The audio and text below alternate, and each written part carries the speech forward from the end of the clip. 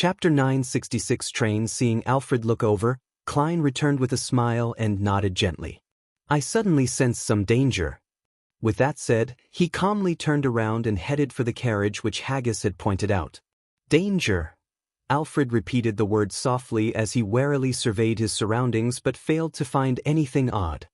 He slowed down his pace, constantly taking note of his surroundings before returning to the nearby three-story building with out-of-the-ordinary vigilance.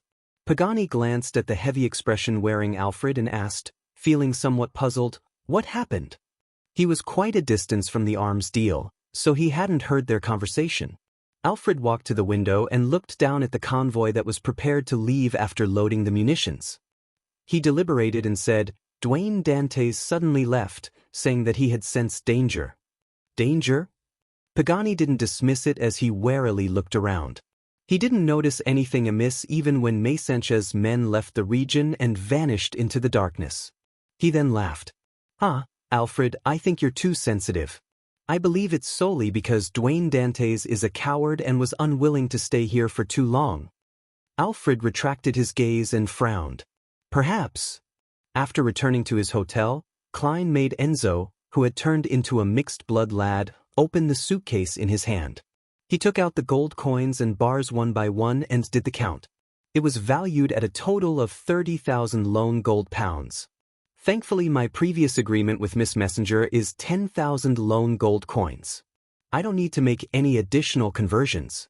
Sitting leisurely in the reclining chair, Klein drank the sweet and sour but refreshing water as he monitored his marionette's work. After Enzo separated the items, he took out the adventurer's harmonica and blew into it. Rionette Tinker walked out of the void with the four blonde, red-eyed heads in hand. It was as though she was constantly nearby. Her 8 eyes turned towards the pile of gold coins and gold bars that had been separated. After a few seconds, the 4 heads in Rionette Tinker's hand said, Very good. In the future, missions will cost more. What's the logic behind this? Why are you raising the price after the mission despite me paying you so quickly? Klein was taken aback as he asked with a straightened back, What? Rionette Tinker's 4 blonde, red-eyed heads nodded seriously. Mission, price, depends on your ability to earn money. I never expected that. Klein turned agape, but he was unable to retort. After all, such matters were solely decided by the helper. Furthermore, with him advancing to Sequence 4 and becoming a demigod, the missions that he needed her help with in the future was likely to increase in difficulty and danger. It was seemingly reasonable to increase the price. After Rionette Tinker swallowed the gold coins and vanished from the room, Klein reined in his thoughts and began doing calculations regarding his current wealth. My expenses have been quite significant recently. I'm left with £17,275 in cash and 65 gold coins. This pile of gold bars is worth £25,000. That makes for a total of more than £40,000. It's not something to dismiss in all of the Lone Kingdom. I can already buy a manor and some land for farming. Arms dealing sure is profitable. Rionette Tinker needed gold coins, so whatever was left were gold bars. Standing up and sending the gold bars above the gray fog, Klein walked to the window and cast his gaze to the north. With the matter coming to a close, he was poised to return to Backlund. Looking at the horizon, Klein suddenly sighed silently. Northborough, Backlund University of Technology. Audrey was touring the campus with a few staff members of the Lone Charity Bursary Foundation. She was dressed in a simple light green dress. By her waist was a white, unadorned leather belt. Her blonde hair had a veiled hat with ribbon flowers that showed off her playful side. She didn't wear any other accessories other than a silver bangle on her left wrist. She looked no different from a female student that came from a family that could only be considered middle class. Over the past few days, she had been to public primary schools that bordered East Borough, and she had visited the technical schools in the area around Backlund Bridge. She already knew the appropriate clothes needed for the occasion, not treating charity work as another social scene. Her green, limpid eyes darted around slightly as she wore a faint smile as she observed the students that came and went. Backlund University of Technology had recently sent out its acceptance letters, and it was matriculation day for the new class of students. Matriculation should have happened in late August or early September, but as a newly restructured university, Backlund University of Technology's entrance examinations were later than the other universities. That also delayed the results, which also meant that students that applied to the school had also participated in the examinations of other universities or might have already been accepted. Therefore, they had brought forward the registration work to confirm the matriculated numbers before deciding how many more students needed to be accepted. Due to this, Audrey and the Lone Charity Bursary Foundation's staff came to help the first batch of approved applicants to complete their matriculation procedure. Wherever she could see, she discovered that the students on campus wore a beaming expression, and every action they made exuded obvious confidence. Their words and actions had an indescribable vigor, one that seemed to have immense hope for the future that allowed them to see light. And this feeling was completely different from the few public primary schools that Audrey had experienced in the past. The students there were either boorish and noisy or silent and gloomy. A common trait of theirs was being uneasy and confused. Whenever they encountered strangers of status, they would be filled with trepidation. Their eyes were dull, lacking the spirit that youths ought to have. I really wish those kids will have a chance of receiving higher education and be like the students here where they can work hard for a better future. As Audrey sighed silently, she swept her gaze to a male-female duo who were likely siblings. The elder brother had clearly stepped into society and started working. He wore a silk hat and wore a rather thin black formal suit. He appeared to be in his 30s and had the air resembling a civil servant. He had borrowed a rather old camera from somewhere and had placed it on a tripod. He gestured for his younger sister to move and adjust her pose as he searched for the best angle. The sister was about 17 or 18, and her black hair simply cascaded down. Her brown eyes had a look of exasperation, but she didn't say a word as she seriously listened to her brother's instructions. Such combinations were everywhere on campus. Some of them had parents and their child, while others were groups of friends. What a beautiful scene! Audrey looked away and continued proceeding forward. It was a square, and in the middle of it was a decommissioned steam locomotive. Its massive body was standing there proudly, adding industrial vibes to the Backlund University of Technology. The behemoth-like steam locomotive spewed out smoke as it hauled its long body into the platform before slowing down a stop. A mixed-blood, 7- or 8-year-old girl who looked like a doll held her mother's hand as she waited in a long line. She asked her father, who was similarly mixed blood with Lone and Balam heritage, about Desi Bay. Amidst her shuffling, she saw a gentleman with white sideburns and a top hat holding a golden-laid cane. He had a servant with brown skin as he walked towards first class. The servant looked around curiously and said, "Sir, the recent situation is different from what I had imagined. I thought the people from Balam would lead tough and difficult lives, with squalid, chaotic, poor, and repressed surroundings. But there was none of them. We even drank water and smoked East Balam cigarettes. There were even some people who could afford bikes. As you know, although I have Balam blood in me, I was born in Backlund. I've never been to the southern continent. Of course, my Dudenese is still not too bad." The very noble middle-aged gentleman chuckled and waved his cane. "That's because we only went to the cities and regions that aren't too bad. The saddest people of Balam are in the villages, in the plantations. The rest take up residence around the factories, creating slums.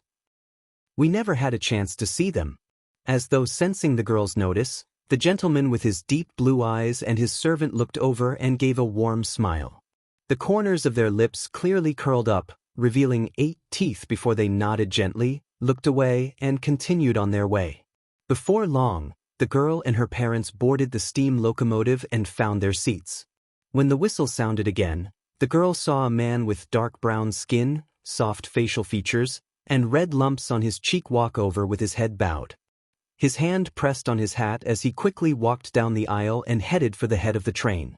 The man knocked on the partition before quickly entering the operator's compartment and said to the train driver, "All the train attendants have been swapped with our men. The bridge ahead is where the sacrifice will be held." With a thick mustache, the train driver nodded and said, "May God be satisfied with the sacrificial items on this train." Let's hope we can gain eternal life in the kingdom. The steam locomotive drove under a bridge before cruising past a huge bridge. After a long trip, it finally arrived at its destination, the pier. The doll-like, mixed-blood girl was somewhat sleepy and was no longer as lively as before. Under her parents' lead, she followed the crowd and inched towards the door. There were a few attendants at the door who were helping some of the passengers remove their luggage. When the girl and her parents walked past, these attendants curled the corners of their lips and revealed 8 teeth, showcasing a warm smile. After the girl jumped onto the platform, she looked back at them subconsciously. She saw figures standing outside the door, discussing something. Among them was the train conductor, as well as the man with the lumps on his cheek. A second later, these people turned their heads over and curled the corners of their lips, revealing 8 teeth. The girl retracted her gaze and skipped along as she left the platform with her parents. Chapter 967 Revelation. Cold winds blew across the platform at night, causing the hanging gas lamps to sway. The light of dusk stretched and shortened from time to time in this scene, allowing the steam locomotive that was silently parked on the tracks to oscillate between being cloaked in shadows or escaping the darkness. It had an indescribable sense of gloom and death. At this moment, a squad of black and white checkered policemen entered the platform. Under the lead of the railway company's duty manager, they walked to the huge train that appeared old. For some reason, after the passengers disembarked, all the train staff, including the train driver, returned to the carriage and never came out again. IS sent people to look for them and get them out to have some rest, but they quickly ran out looking like that had been inflicted with a disease. All they could do was hysterically shout, "They're all dead, they're all dead." The railway duty manager in a blue coat held a lamp, walking as he briefed the police about the situation. From his stammering and trembling body, the police could easily tell the extreme horror in him. It was as though a sudden tap on his shoulder would literally cause him to jump and abandon everything to rush for the exit. His emotions infected the police. All of them held their hands to their waists as they pressed onto their holsters. The leather shoes hitting the solid, hard ground left reverberating echoes. The police followed the duty manager and warily entered the front carriage. Inside the carriage, there were 2 people sitting in each row. They were distributed to the left and right, and they stood away from the windows. At that moment, they were leaning against the backs of their seats, motionless. Through the illumination of the gas lamps outside and lanterns in their hands, the inspectors leading them very quickly recognized the scene before him. Here were the staff of the steam locomotive. They were wearing blue uniforms that differed for men and women, and they were sitting in different seats in silence. Their faces were pale and their eyes wide open. Although there wasn't any sounds of breathing, the corners of their lips were curved up, revealing 8 teeth. Everyone present felt their hair stand up upon seeing the uniform smiles as they subconsciously held their breaths. This was an extremely bizarre and terrifying scene. All they wished was to turn around and leave, beginning investigations only when it was bright. The leading inspector drew 2 deep gasps before he instructed the constables beside him, "Go confirm if they are dead." Upon saying that, he glanced at the duty manager. "Follow him and see if there's anyone missing or excess people included." "All right, officer," the duty manager said with a trembling voice. As he and the constables ventured deeper into the carriage, the other policemen drew their revolvers and remained on high alert. In an unbearable silence, time slowly ticked by until, finally, one of the constables stopped at the end of the carriage, turned around and shouted, "It's confirmed. All of them are dead." The railway manager stuttered immediately after him, "There are 2 missing. The train driver and the train conductor." The inspector calmed down significantly when he realized that nothing had happened all this time. He thought and said to all the constables, "Maintain the corpse's present state and await an autopsy." Meanwhile, split into 2 teams. One team is to head to the other carriages to search for the train conductor and driver, while the other team is to check the scene for clues and relevant information. Once the sun rises, we will begin investigations starting with the train personnel and the passengers who were previously on board. We will search for any commonalities and peculiarities. Although many passengers didn't present their identification documents when purchasing tickets, The inspector believed that it was possible to find people who had registered themselves and learn from them of any abnormalities on the train or passengers worth paying attention to. Just as he said that, a biting cold wind stirred, blowing through the carriage. When all of this came to an end, the inspector was about to emphasize his orders when he suddenly noticed something amiss. The steam locomotive staff members who were in their seats still had their eyes open with their whites showing and their faces pale. However, their mouths had closed at some point in time and were no longer showing their 8 teeth. Inside a luxurious hotel room, the wall lamps shone brightly onto the carpeted region where a desk stood.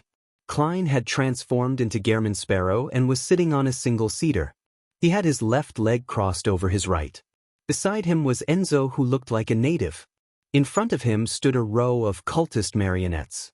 They were the people involved in attempting to make a sacrifice on the steam locomotive, the man with the lumpy cheek, the train conductor, and the train driver. They had circled from different streets, donning different looks to gather here. "Who made you do the sacrifice?" Klein asked in a deep voice. After advancing to sequence 4 and becoming a bizarro sorcerer, not only was he able to read the thoughts of his marionette's superficial consciousness, he could also use the increased control of spirit body threads to do things similar to spirit channeling. Of course, the higher the level of the marionette, the poorer the effects of the spirit channeling. After a brief silence, the conductor, who was clearly lone with rather thick body hair, said blankly, "It's a revelation from God." "Which God?" Klein received the porcelain teacup from Enzo and took a sip. The train conductor replied in a daze, "God is God. There are no others." Klein lowered his cup and asked, "How did it reveal his revelation? What was said exactly?" The conductor instantly turned reverent. "He gave a revelation through a divine item, requesting us to sacrifice many lives to pleasure him. In return, he will give us eternal life in his kingdom." Sacrifice many lives. Compared to the numinous episcopate, the Rose school of thought prefers doing such things. They have always been infamous for blood sacrifices. But to have eternal life in God's kingdom is closer to the numinous episcopate's beliefs. Of course, I can't eliminate the possibility that it was fabricated. Klein pondered for a moment and asked, "What divine item?" The train driver didn't reply as he glanced at the man with the red, lumpy cheek. The man then took out an item from an inner pocket. It was a cloth doll of shabby craftsmanship with curved eyes and mouth. "God will issue us commands at a specific time through it. I bought it at a flea market," the man with the lumpy cheek said slowly without any perturbation in his tone. Klein instantly thought of many possibilities before getting Enzo to take the cloth doll and scrutinize it carefully, but he didn't discover anything odd. With his experience, this meant that the problem wasn't with the doll. That meant that there were 2 possibilities. First, someone was using the doll as a decoy while acting as a deity nearby. Second, it was a truly secret existence who had specially labeled the item to send a revelation. If it's the former, the train attendant's death would have been discovered, and preparations would have been made. If it's the latter, perhaps nothing has been detected. Klein contemplated for a moment and made Enzo place the cloth door on the desk in front of the window. He then stood up and instantly transformed into another train attendant and stood with the row of cultists. Similar changes happened when Enzo returned. After an unknown period of time, the night grew deeper. Suddenly, on the desk bathed in crimson moonlight, the cloth doll with curved eyes and mouth moved its limbs and slowly stood up. Chapter 968, Descending. Saint the cloth doll turned its lifeless eyes before its body stood up straight. It looked towards the area that the crimson moonlight failed to illuminate. There, the man with the lumpy cheek and the other cultists had been standing quietly, but at this moment, they bowed their heads, raising their arms as though they were praying, piously listening to the revelation. About 2 to 3 seconds later, the cloth doll finally stood up straight. Just as it was about to open its tongueless mouth and produce a voice that didn't belong to the body it was in, all its movements suddenly turned sluggish, as though it was a highly rusted robot. Hidden amongst the cultists, Klein had seen a strange spirituality thread extend from the cloth doll. Without any hesitation, he began controlling it. Inside the wall lamp-illuminated room, the lights dimmed instantly. The doll with curved eyes and mouth instantly lost the support that seemed to arise from having a skeleton before slumping to the table, motionless. Amidst the flickering street lights that were more than 1,000 meters away, Klein lost control over the blob of spirit body threads.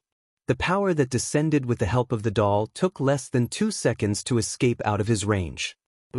A biting cold wind swept up inside the room as the rug with tables and chairs above was suddenly tugged, sending the man with the lumpy cheek and most of the other cultists tumbling. Only the disguised Klein had jumped up in time to avoid the accident. Of course, winner Enzo stood perfectly fine at the border of the rug, completely unaffected. Amidst the cold wind, the rug rolled up and bound the few cultists and covered their noses and mouth tightly, gripping their throats. Meanwhile, the fountain pens on the table had their caps removed autonomously before shooting forward, stabbing into the neck of the man with the lumpy cheek. They left no gaps in the dense array of pens. A wooden chair exploded as its splinters swept over without sparing any of the remaining cultists. Near the wall, the pipe of a wall lamp cracked, causing the gas inside to whistle out. The cloth that draped the sofa rose up, tied itself into a robe, and wrapped around the train conductor's throat. A few of the floor tiles flew up, stabbing a few cultists from below. Instantly, all the items in the room were filled with offensive capability as though they were attempting to kill all signs of life inside. Klein tried to dodge, but his shirt, pants, belt, coat, and hat seemed to have a life of their own. They forcefully locked him down on the spot. He hurriedly opened his mouth and let out a sound, puh. He had mimicked the sound of snapping fingers. Scarlet flames surged out from his clothes, instantly blanketing his body and removing the restraints at this moment. The cloth on another sofa rose up as though it was draped over someone. This strange scene reflected in Klein's eyes immediately as he trembled and turned stiff. He had been possessed by an evil spirit. The flames that soared up from before hadn't extinguished. They were burning away his clothes and flesh, only to reduce him to a pitch-black paper figurine. Behind this paper figurine was a pattern covered with feathers. It was a surreal and illusory feeling. This was the mutated paper figurine that had been tainted with artificial death's aura. Klein knew that there were only 2 situations that were possible for the doll to mutate. One was that the entity disguising as a god was nearby and had sensed the deaths of the cultists. Hence, preparations were made via a deliberate descent, laying a trap for the antagonist.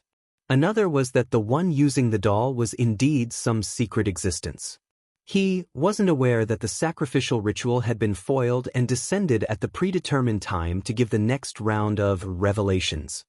And regardless of which situation it was, it meant danger. Therefore, how could Klein perform unprepared? Based on the characteristics of a descent or the possession of the doll, he had already placed the paper figurine, which had mutated because of the corruption of artificial death's aura, in the iron cigar case. He had also maintained the level of his marionette at the level of an ordinary person in order to lure the target into possessing him. At this point, the possession target of the god that the cultists worshipped had gone from Klein to the death paper figurine.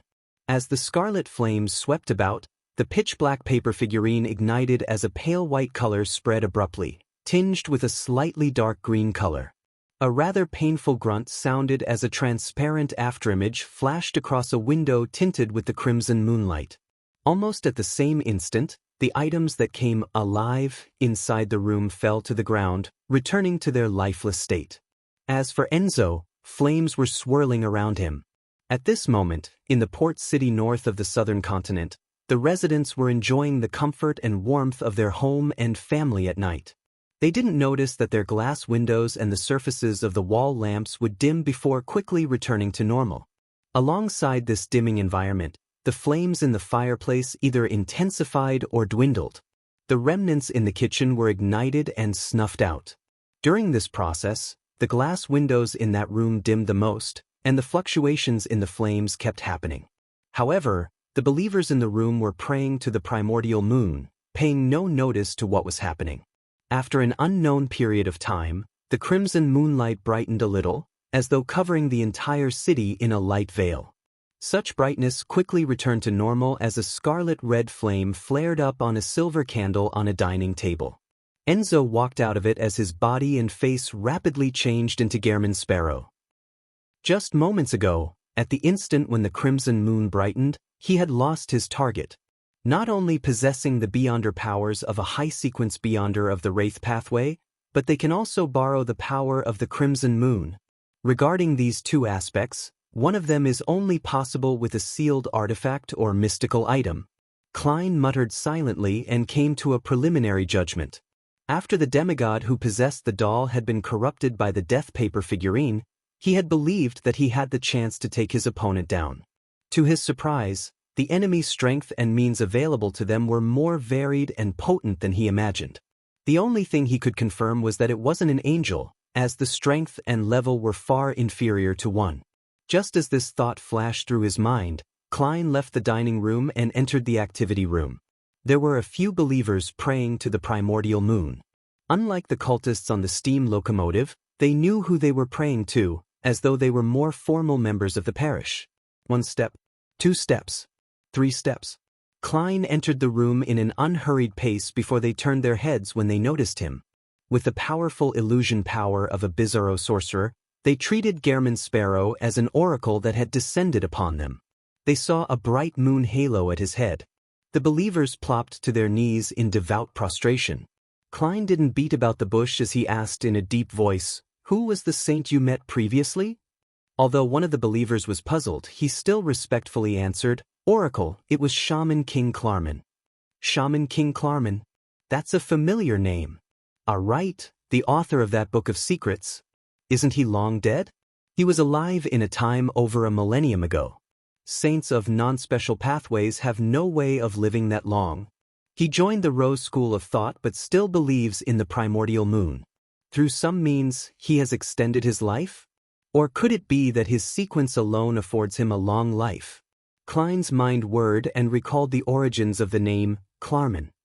A sailboat was docked by the pier as the faint moonlight illuminated the cabin's interior. A figure with frizzled black hair with white streaks in them walked out of a mirror. He wore a back robe with crimson patterns. He had wrinkles that were neither too deep or shallow on his face. His eyes were bloodshot.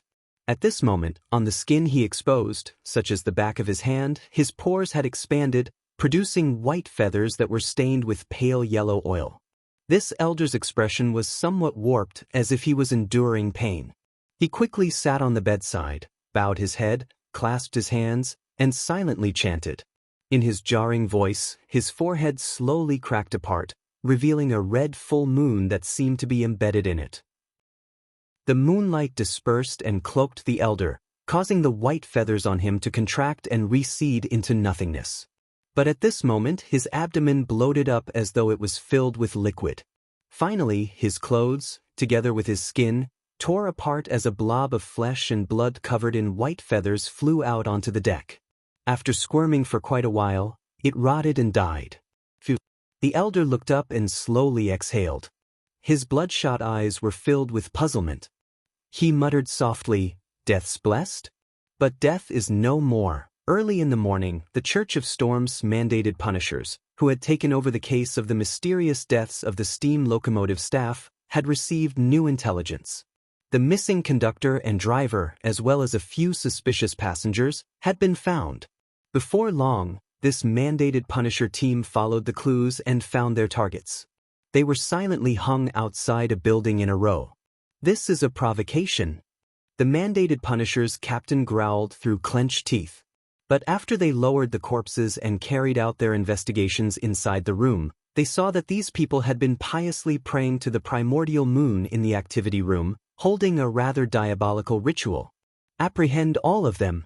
The mandated punisher captain issued a command after a second of surprise. The believers of the primordial moon seemed to regain their reason as they tried to resist. However, they were quickly suppressed, either dying or being injured in the process.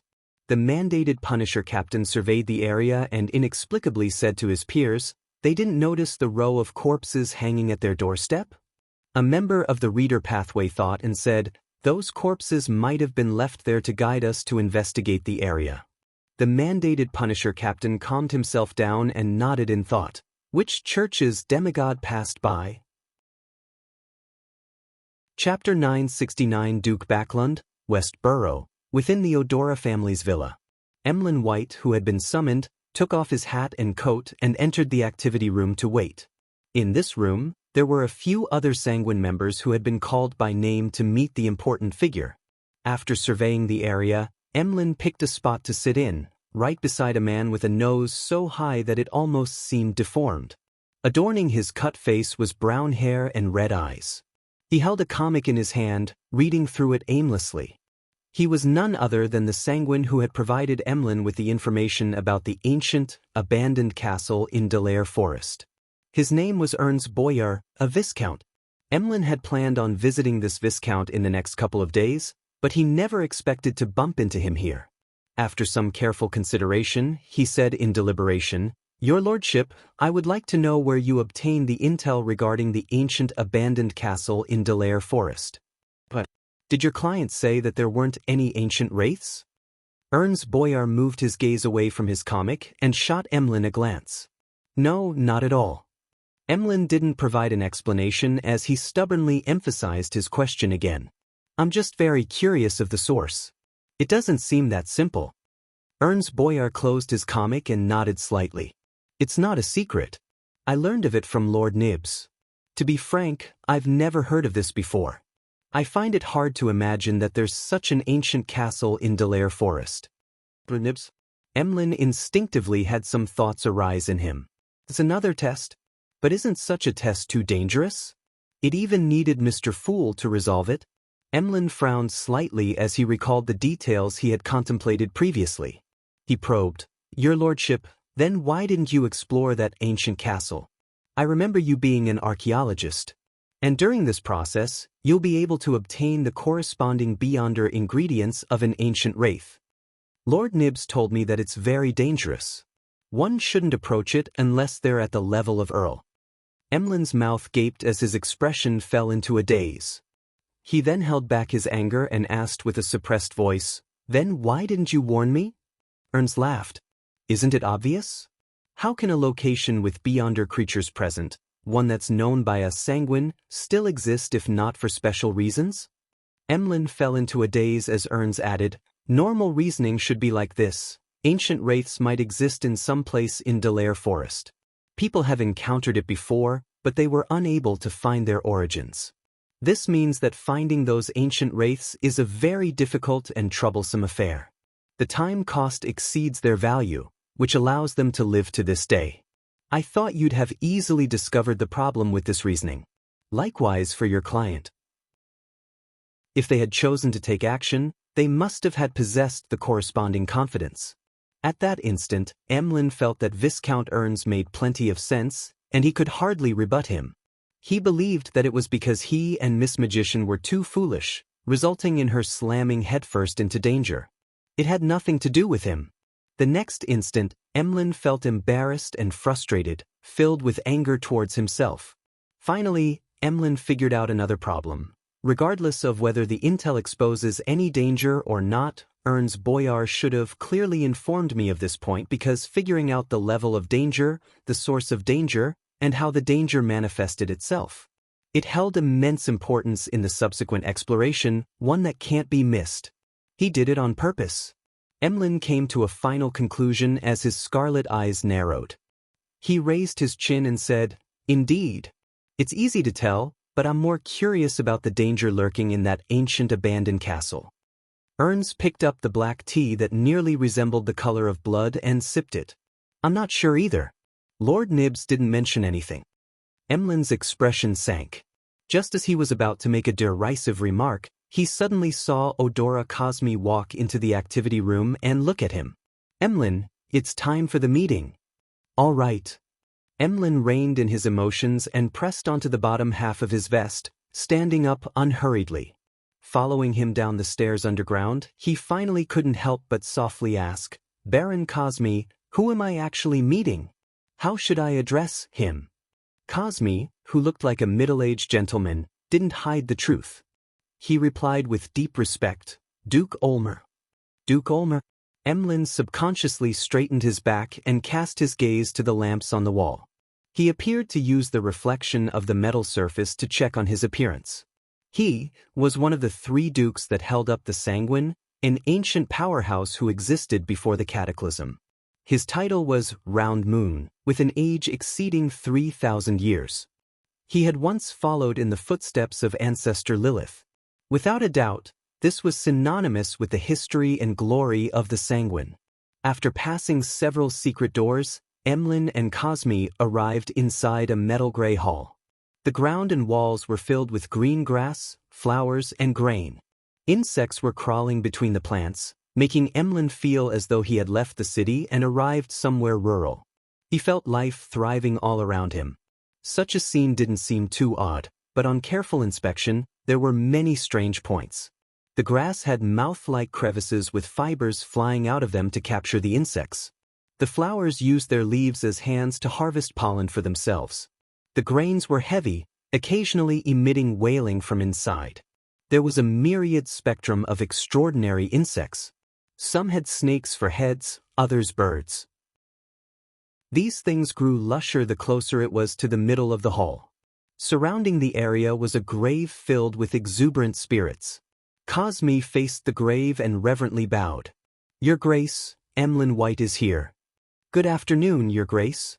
Emlyn didn't don his usual arrogance and was, in fact, a little flustered. Inside the grave, a mellow voice which didn't betray its owner's age chuckled. "A very outstanding young Sanguine. Cosme, you may leave for now." "Yes, Your Grace." Cosme bowed in response and left the metal gray hall that was filled with freshness. Emlyn stood there, listening to the mellow voice from the grave. "In the morning, Nibs informed me that you obtained the artificial vampire Beyonder characteristic that corresponds to the Viscount title?" "Yes, but it has been corrupted and requires purification." Emlyn hadn't mentioned the need to remove the mental corruption in the Beyonder characteristics, because he believed that it was a trivial matter to the Sanguine. At the very least, Baron Cosme had previously confirmed that it was possible. Ulmer tersely acknowledged. "Very well. I'll personally purify that characteristic." He paused before saying, "Although the Sanguine enjoy a long life, we will still mature and grow old. There will be new births and deaths. Regardless, nurturing young members is a necessity for any race. As for the excellent talent and outstanding abilities you have recently showcased, they have made you a target we place great importance on. Therefore, I personally came to meet you to give you some tests so as to expedite your growth." Excellent talent and outstanding abilities.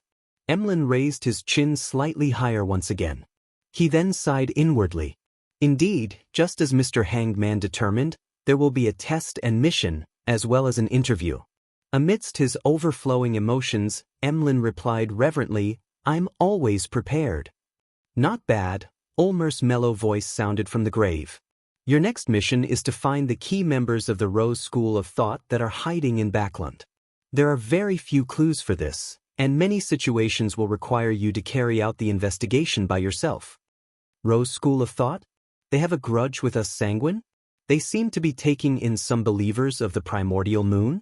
Emlyn actually knew quite a bit about the Rose School of Thought via the Tarot Club, but he deliberately hid this without showcasing it.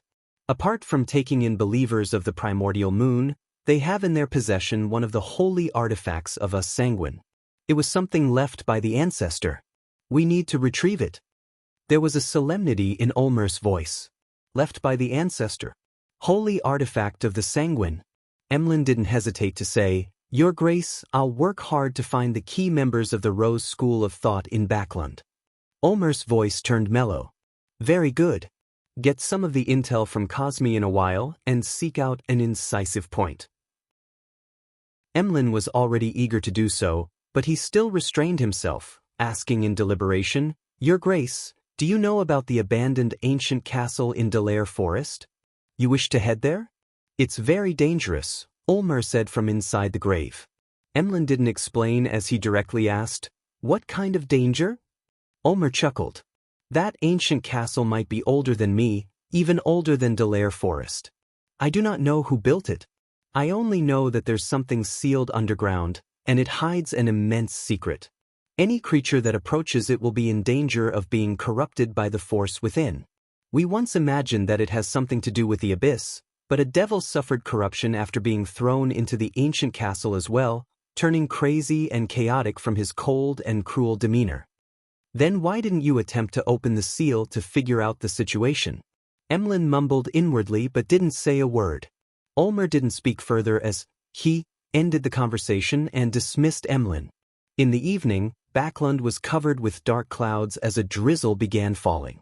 Emlyn White wore a hat and walked under a sheltered veranda, his scarlet eyes locked onto Viscount Ernst Boyar, who was browsing some antique stores.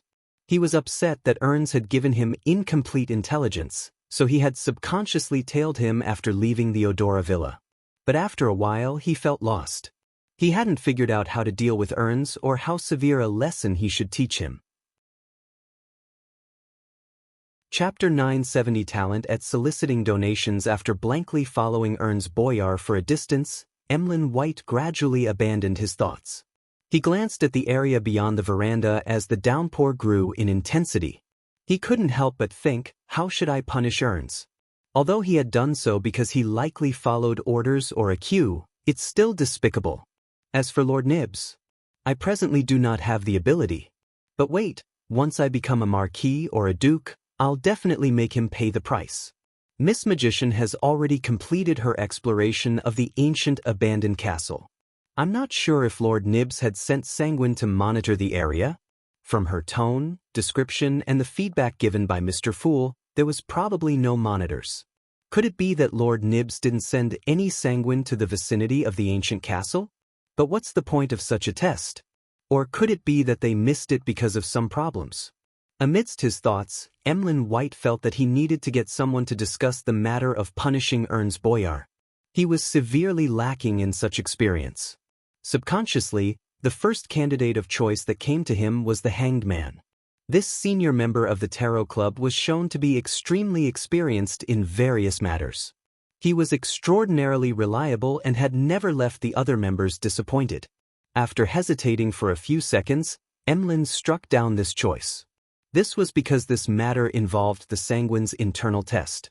To consult the Tarot Club members before he obtained an answer damaged his pride and overall image of the Sanguine. By the same reason, he eliminated the world as a choice. Of course, he believed he could guess the suggestion that the world would give: kill him. There's no need to go that far. Emlyn mumbled inwardly. As he aimlessly tailed Ernst Boyar, he began expanding the candidates to the real world.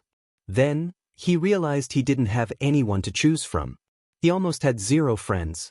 Eliminating his parents, who were Sanguine as well, he only had 2 or 3 people in mind. They were the Harvest Church's Father Utravsky and Detective Sherlock Moriarty, who had a mysterious background and a myriad of means at his disposal. Sherlock hasn't returned after leaving Backlund. Sigh, I can only seek out Father Utravsky tomorrow. But I can't be that direct. Emlyn quickly made up his mind. He walked past Ernst Boyar, who entered a watch shop, and headed for the end of the veranda where there were several rental carriages. Getting in the carriage, he felt the wheels turning. He casually glanced out the window and saw more raindrops striking the glass, drawing out trails that streaked down. In his blurred vision, carriages drove past. Audrey retracted her gaze from the rainy scene outside the carriage and glanced at her lady's maid, Annie, before communicating with Susie silently. The look in her eyes, her expression, and her not obvious body language said, "We're almost home. I'm a little nervous." On the ground, Susie shook her tail, raised her paw, and adjusted the gold-rimmed glasses hanging by her neck. Together with the changes in the colors of her ether body and body of heart and mind, she expressed herself, "Don't worry. That Ma'am Escalante, who's a psychiatrist on the surface, is only a telepathist. She won't be able to see through your lies." Audrey nodded gently and watched her carriage enter the Hall family's luxurious villa and stop in front of the sheltered foyer. Ever since joining the Lone Charity Bursary Foundation, she had begun spending less time at home. She had originally planned on meeting Ma'am Escalante from the Psychology Alchemists at 22 Phelps Street in Northborough, but since Mr. Dwayne Dantes had left for the southern continent and wasn't in the Foundation, there was no need for that. In the study she called her own, Audrey met Ma'am Escalante Ocelica, who had black hair reaching her waist and a baby face. "I must apologize. I'd been busy meeting up with friends after returning to Backlund. My subsequent joining of the Lone Charity Bursary Foundation has delayed my meeting with you until today. After leaving Susie outside, Audrey elegantly bowed to express her attitude. In fact, this has been deliberate. By dragging out their meeting for about a month, her digestion of the psychiatrist potion and advancement to hypnotist became rather reasonable. It was the progress one would expect from a genius and nothing else. Escalante returned the greeting without much thought. I heard that you have been busy with children who desire knowledge. Your virtues are more dazzling than diamonds. As Audrey gestured for her to sit, she walked to a single-seater and tersely acknowledged. Those children are in situations I've never seen before. There's often a voice inside me that's urging me to do something. Ma'am Escalante, if you're free, you can join me and the staff of the Lone Charity Bursary Foundation to go visit the different schools. There, you will get to see what most children in the world are experiencing. Having said that, she chuckled as though being self-deprecatory. I apologize. I've recently been accustomed to kickstart such topics. It's because I wish for more nobles and the wealthy to involve themselves in such charities.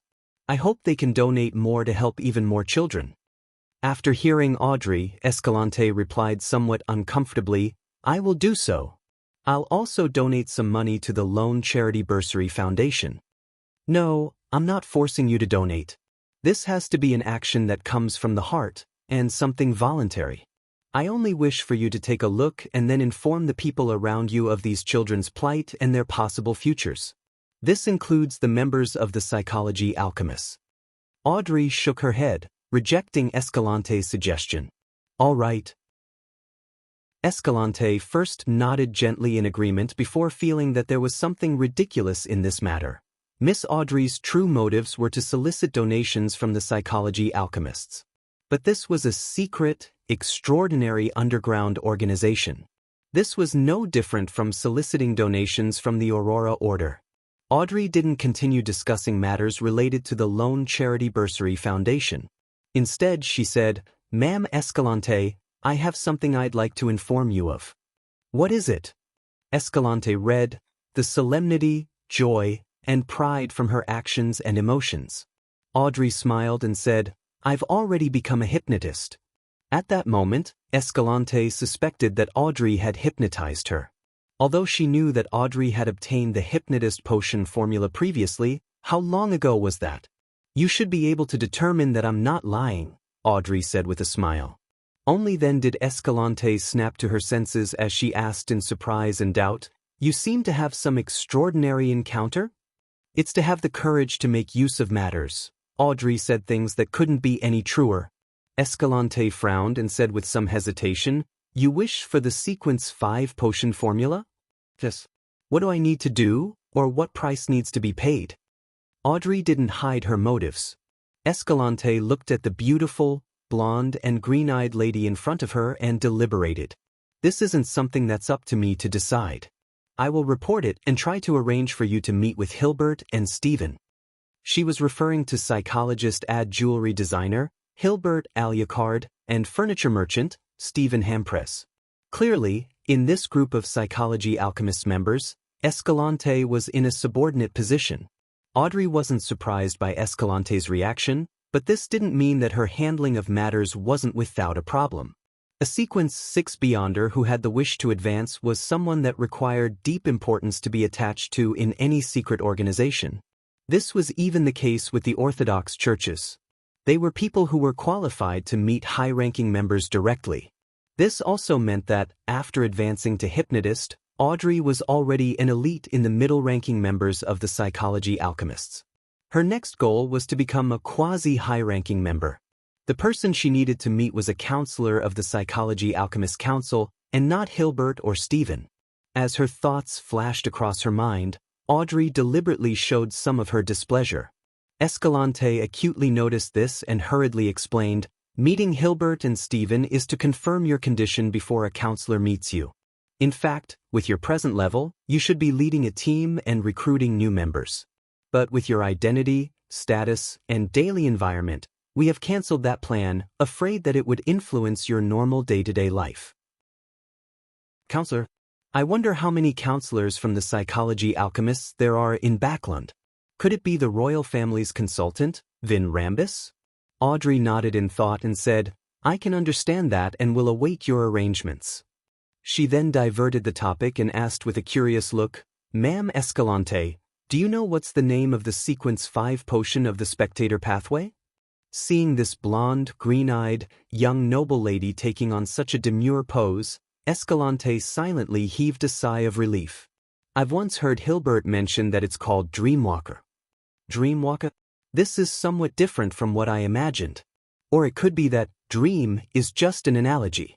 To be precise, it should be subconscious walker? Audrey didn't conceal her contemplation and analysis before directing her questions to psychology and various information. After having Escalante stay for dinner, she sent the lady to the door where she got on a carriage. At this moment, it was dark outside with gales roaring and rain pouring. Amidst the pouring rain, howling winds, and the dark night, a steam sailboat hybrid was cruising through the safe sea route in the Berserk Sea with tourists on board. Klein had already left the southern continent and had returned to Desi Bay as Dwayne Dantes. Amidst the shaking ship, he suddenly woke up, got out of bed, and headed to the window of his first-class cabin's living room to look outside. Amidst the downpour, 3 huge, strange, pure black sailboats were silently cruising over. Hanging on their sides were lanterns with 3 black sails on masts almost 100 meters long. And on its deck stood a mottled stone chair that was 2 to 3 meters high, its back facing the cabin. No one was sitting on it. It was the Black Emperor symbol of the King of the 5 Seas, Nast. Chapter 971 Restraint on the observation deck of the liner, the bugle was sounded. It tore through the obstacles put up by the wind and rain, awakening all the passengers on board.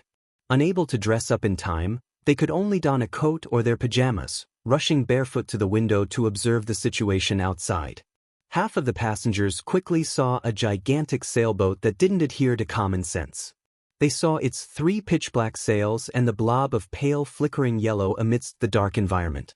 Together with the howling winds, spattering rain, and the moonless and starless night sky, many passengers felt as though the ship was approaching them from hell, bringing with it an inexplicable sense of horror and dominance.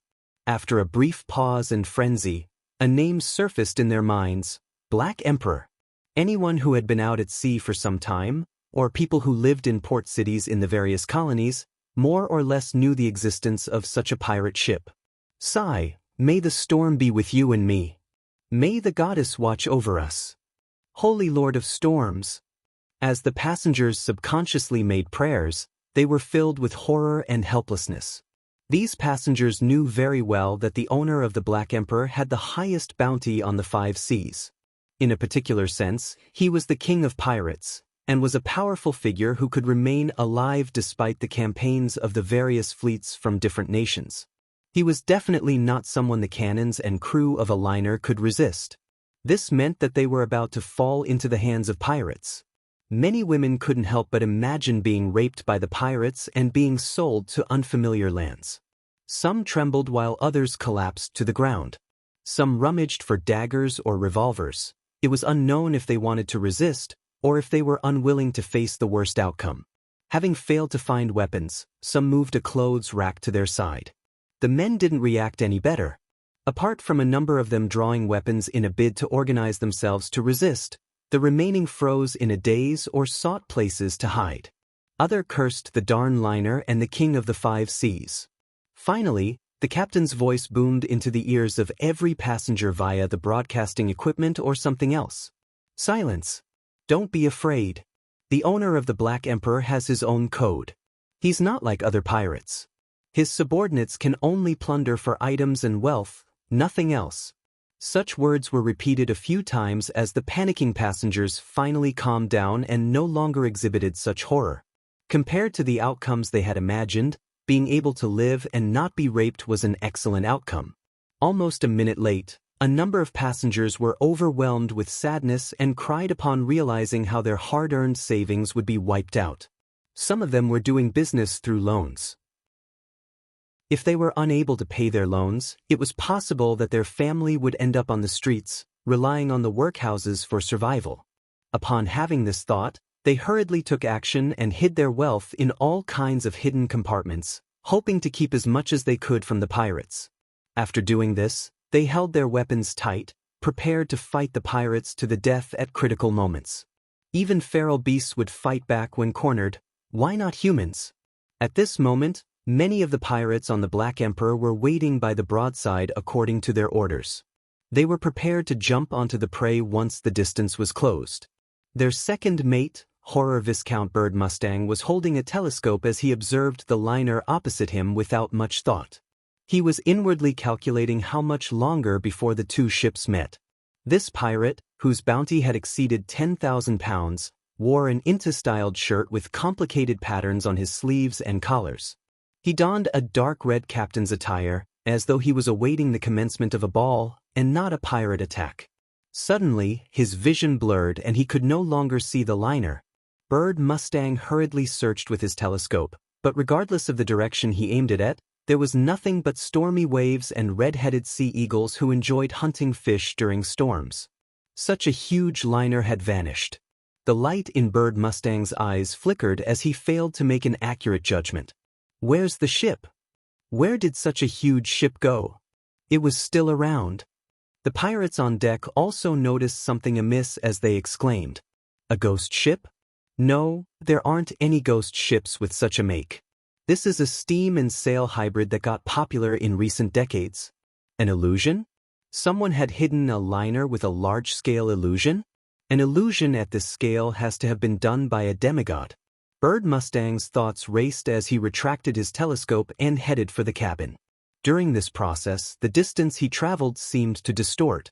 In about 8 steps, Bird Mustang covered quite a sizable distance and arrived in front of the captain's cabin. He reverently bowed and said, "Earl Nast, something abnormal has happened with the hunt." On the Black Emperor, King of the Five Seas, Nast continued having himself addressed as an earl, as it was a title conferred upon him by Emperor Roselle. Of course, he had publicly announced that it was a matter of time before he established a pirate's kingdom, becoming a duke, king, or even an emperor. After a brief silence, a solemn voice sounded from the captain's cabin, "Circle around it." "By your will." Bird Mustang didn't ask why as he directly accepted the order. Of course, he could imagine the reason. Be it an illusion or not, to make such a huge steam and sail hybrid liner vanish from the scrutiny of hundreds of pirates, it was definitely not something a low or mid-sequence beyonder could accomplish. The ship definitely had a demigod or a powerhouse wielding a demigod-level sealed artifact. And to clash with an unknown demigod for an ordinary liner was definitely an irrational act. Even if the Earl of White Maple Nast, as the King of the Five Seas, he wouldn't do such rash acts unless there was something worth fighting for. From this angle, the demigod was only hiding on the liner and had not launched any counterattack.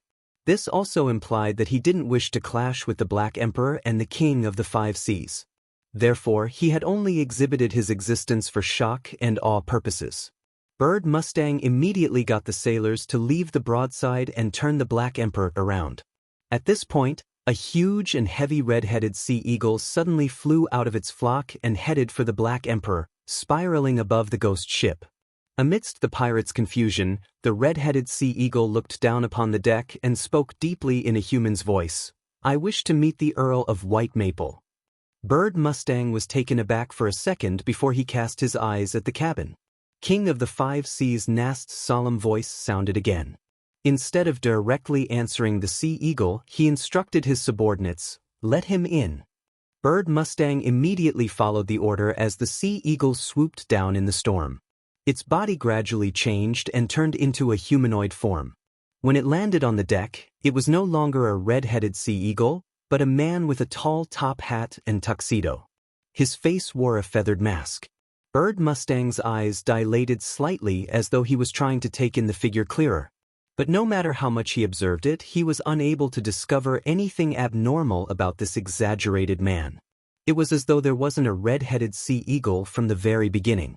A few seconds later, Bird Mustang's pupils dilated even more because he saw the figure's side profile when it walked past him. This man, who appeared like he was an invitee at a banquet, was very thin. His side profile was about the width of 2 fingers.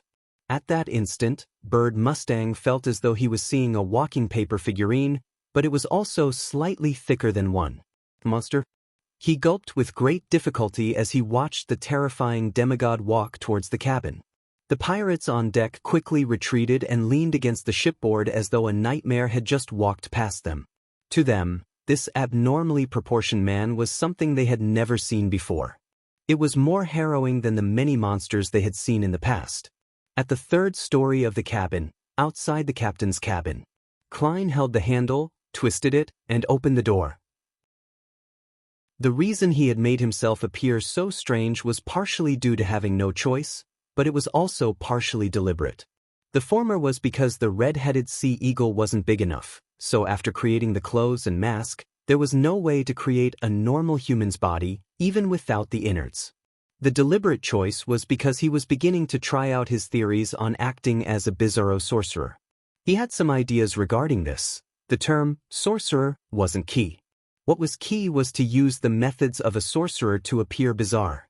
With a light creak, the dark black door opened, revealing the interior of the captain's cabin. Candle lamps drooped down from above, with 41 on the left and 40 on the right in an asymmetrical manner. At the end of it, a black platform rose up, surrounding an iron-black chair. King of the 5 Seas Nast's figure was relatively normal. He was slightly taller than 1.9 meters, unlike the non-human form which resembled a giant that Klein had previously encountered. He was still wearing a miniaturized crown with a black robe with silver ends. He had a squarish face with slight wrinkles.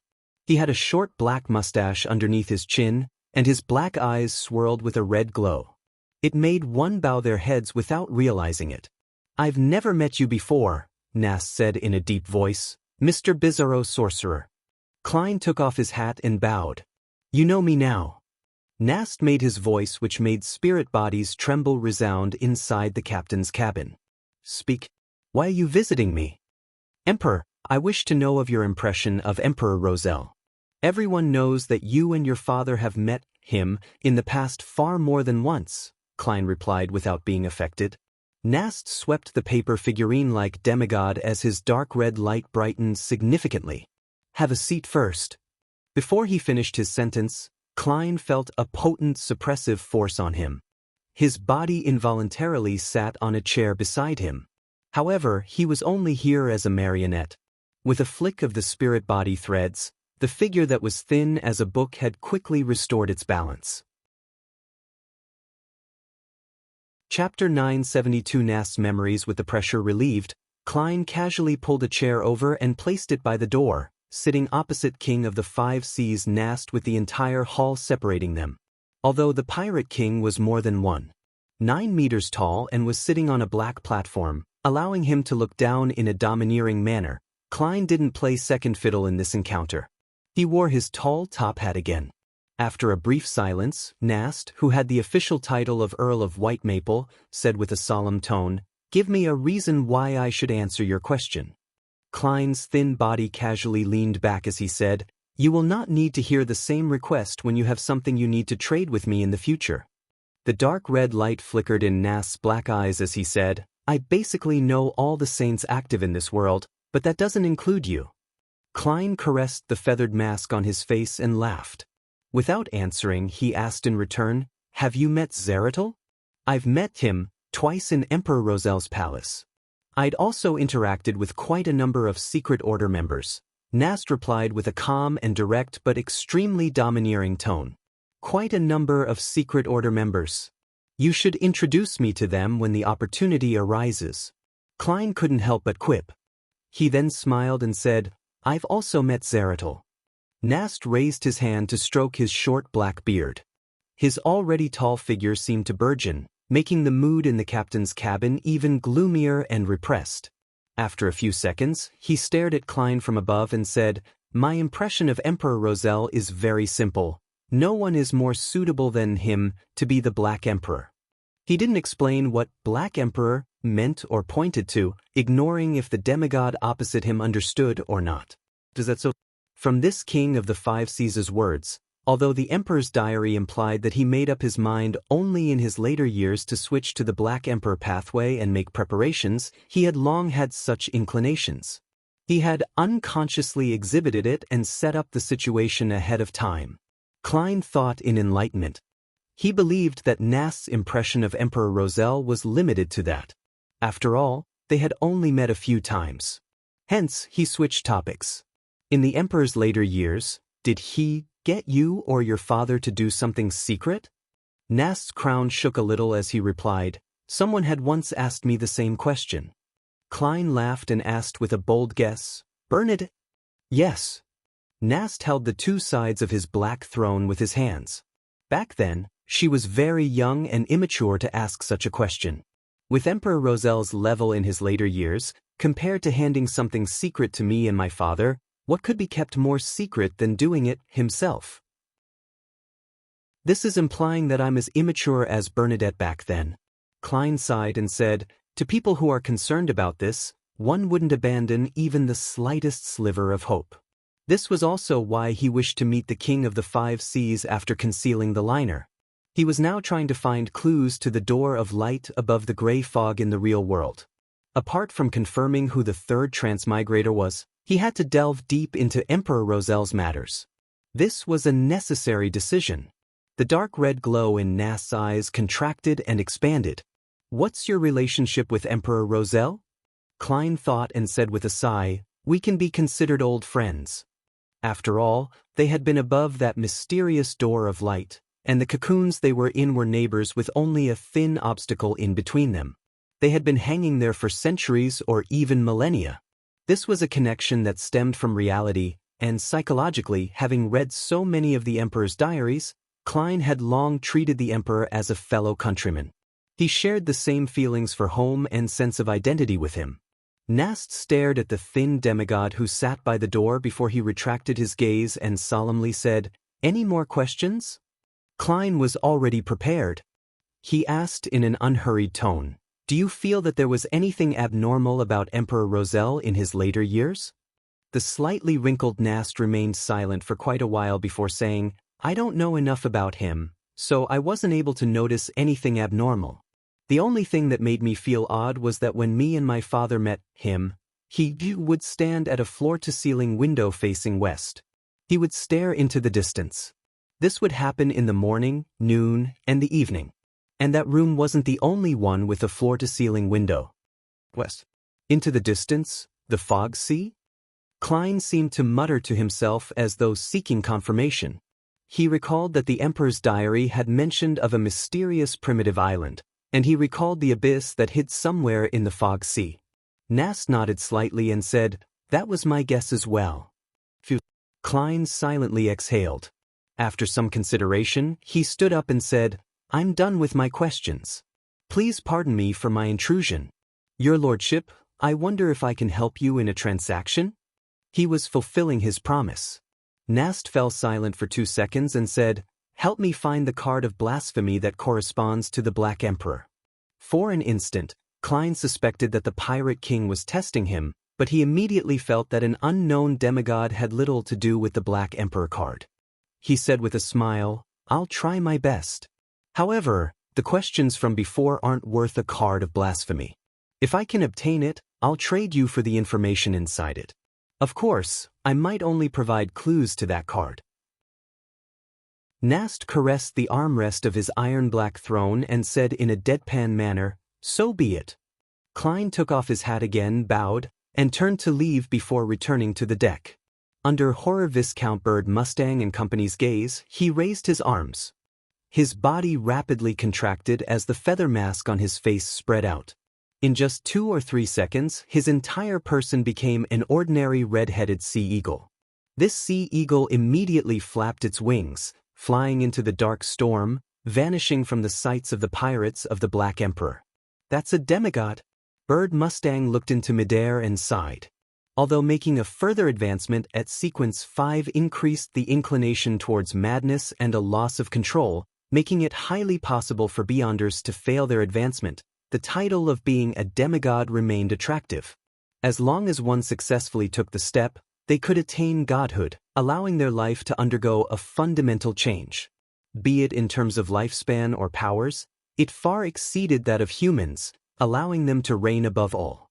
On the liner, Klein abandoned his control over the red-headed sea eagle, allowing it to plunge into the sea to be fish food without anyone seeing it. And at this moment, the passengers on board felt high-strung because the Black Emperor was about to approach.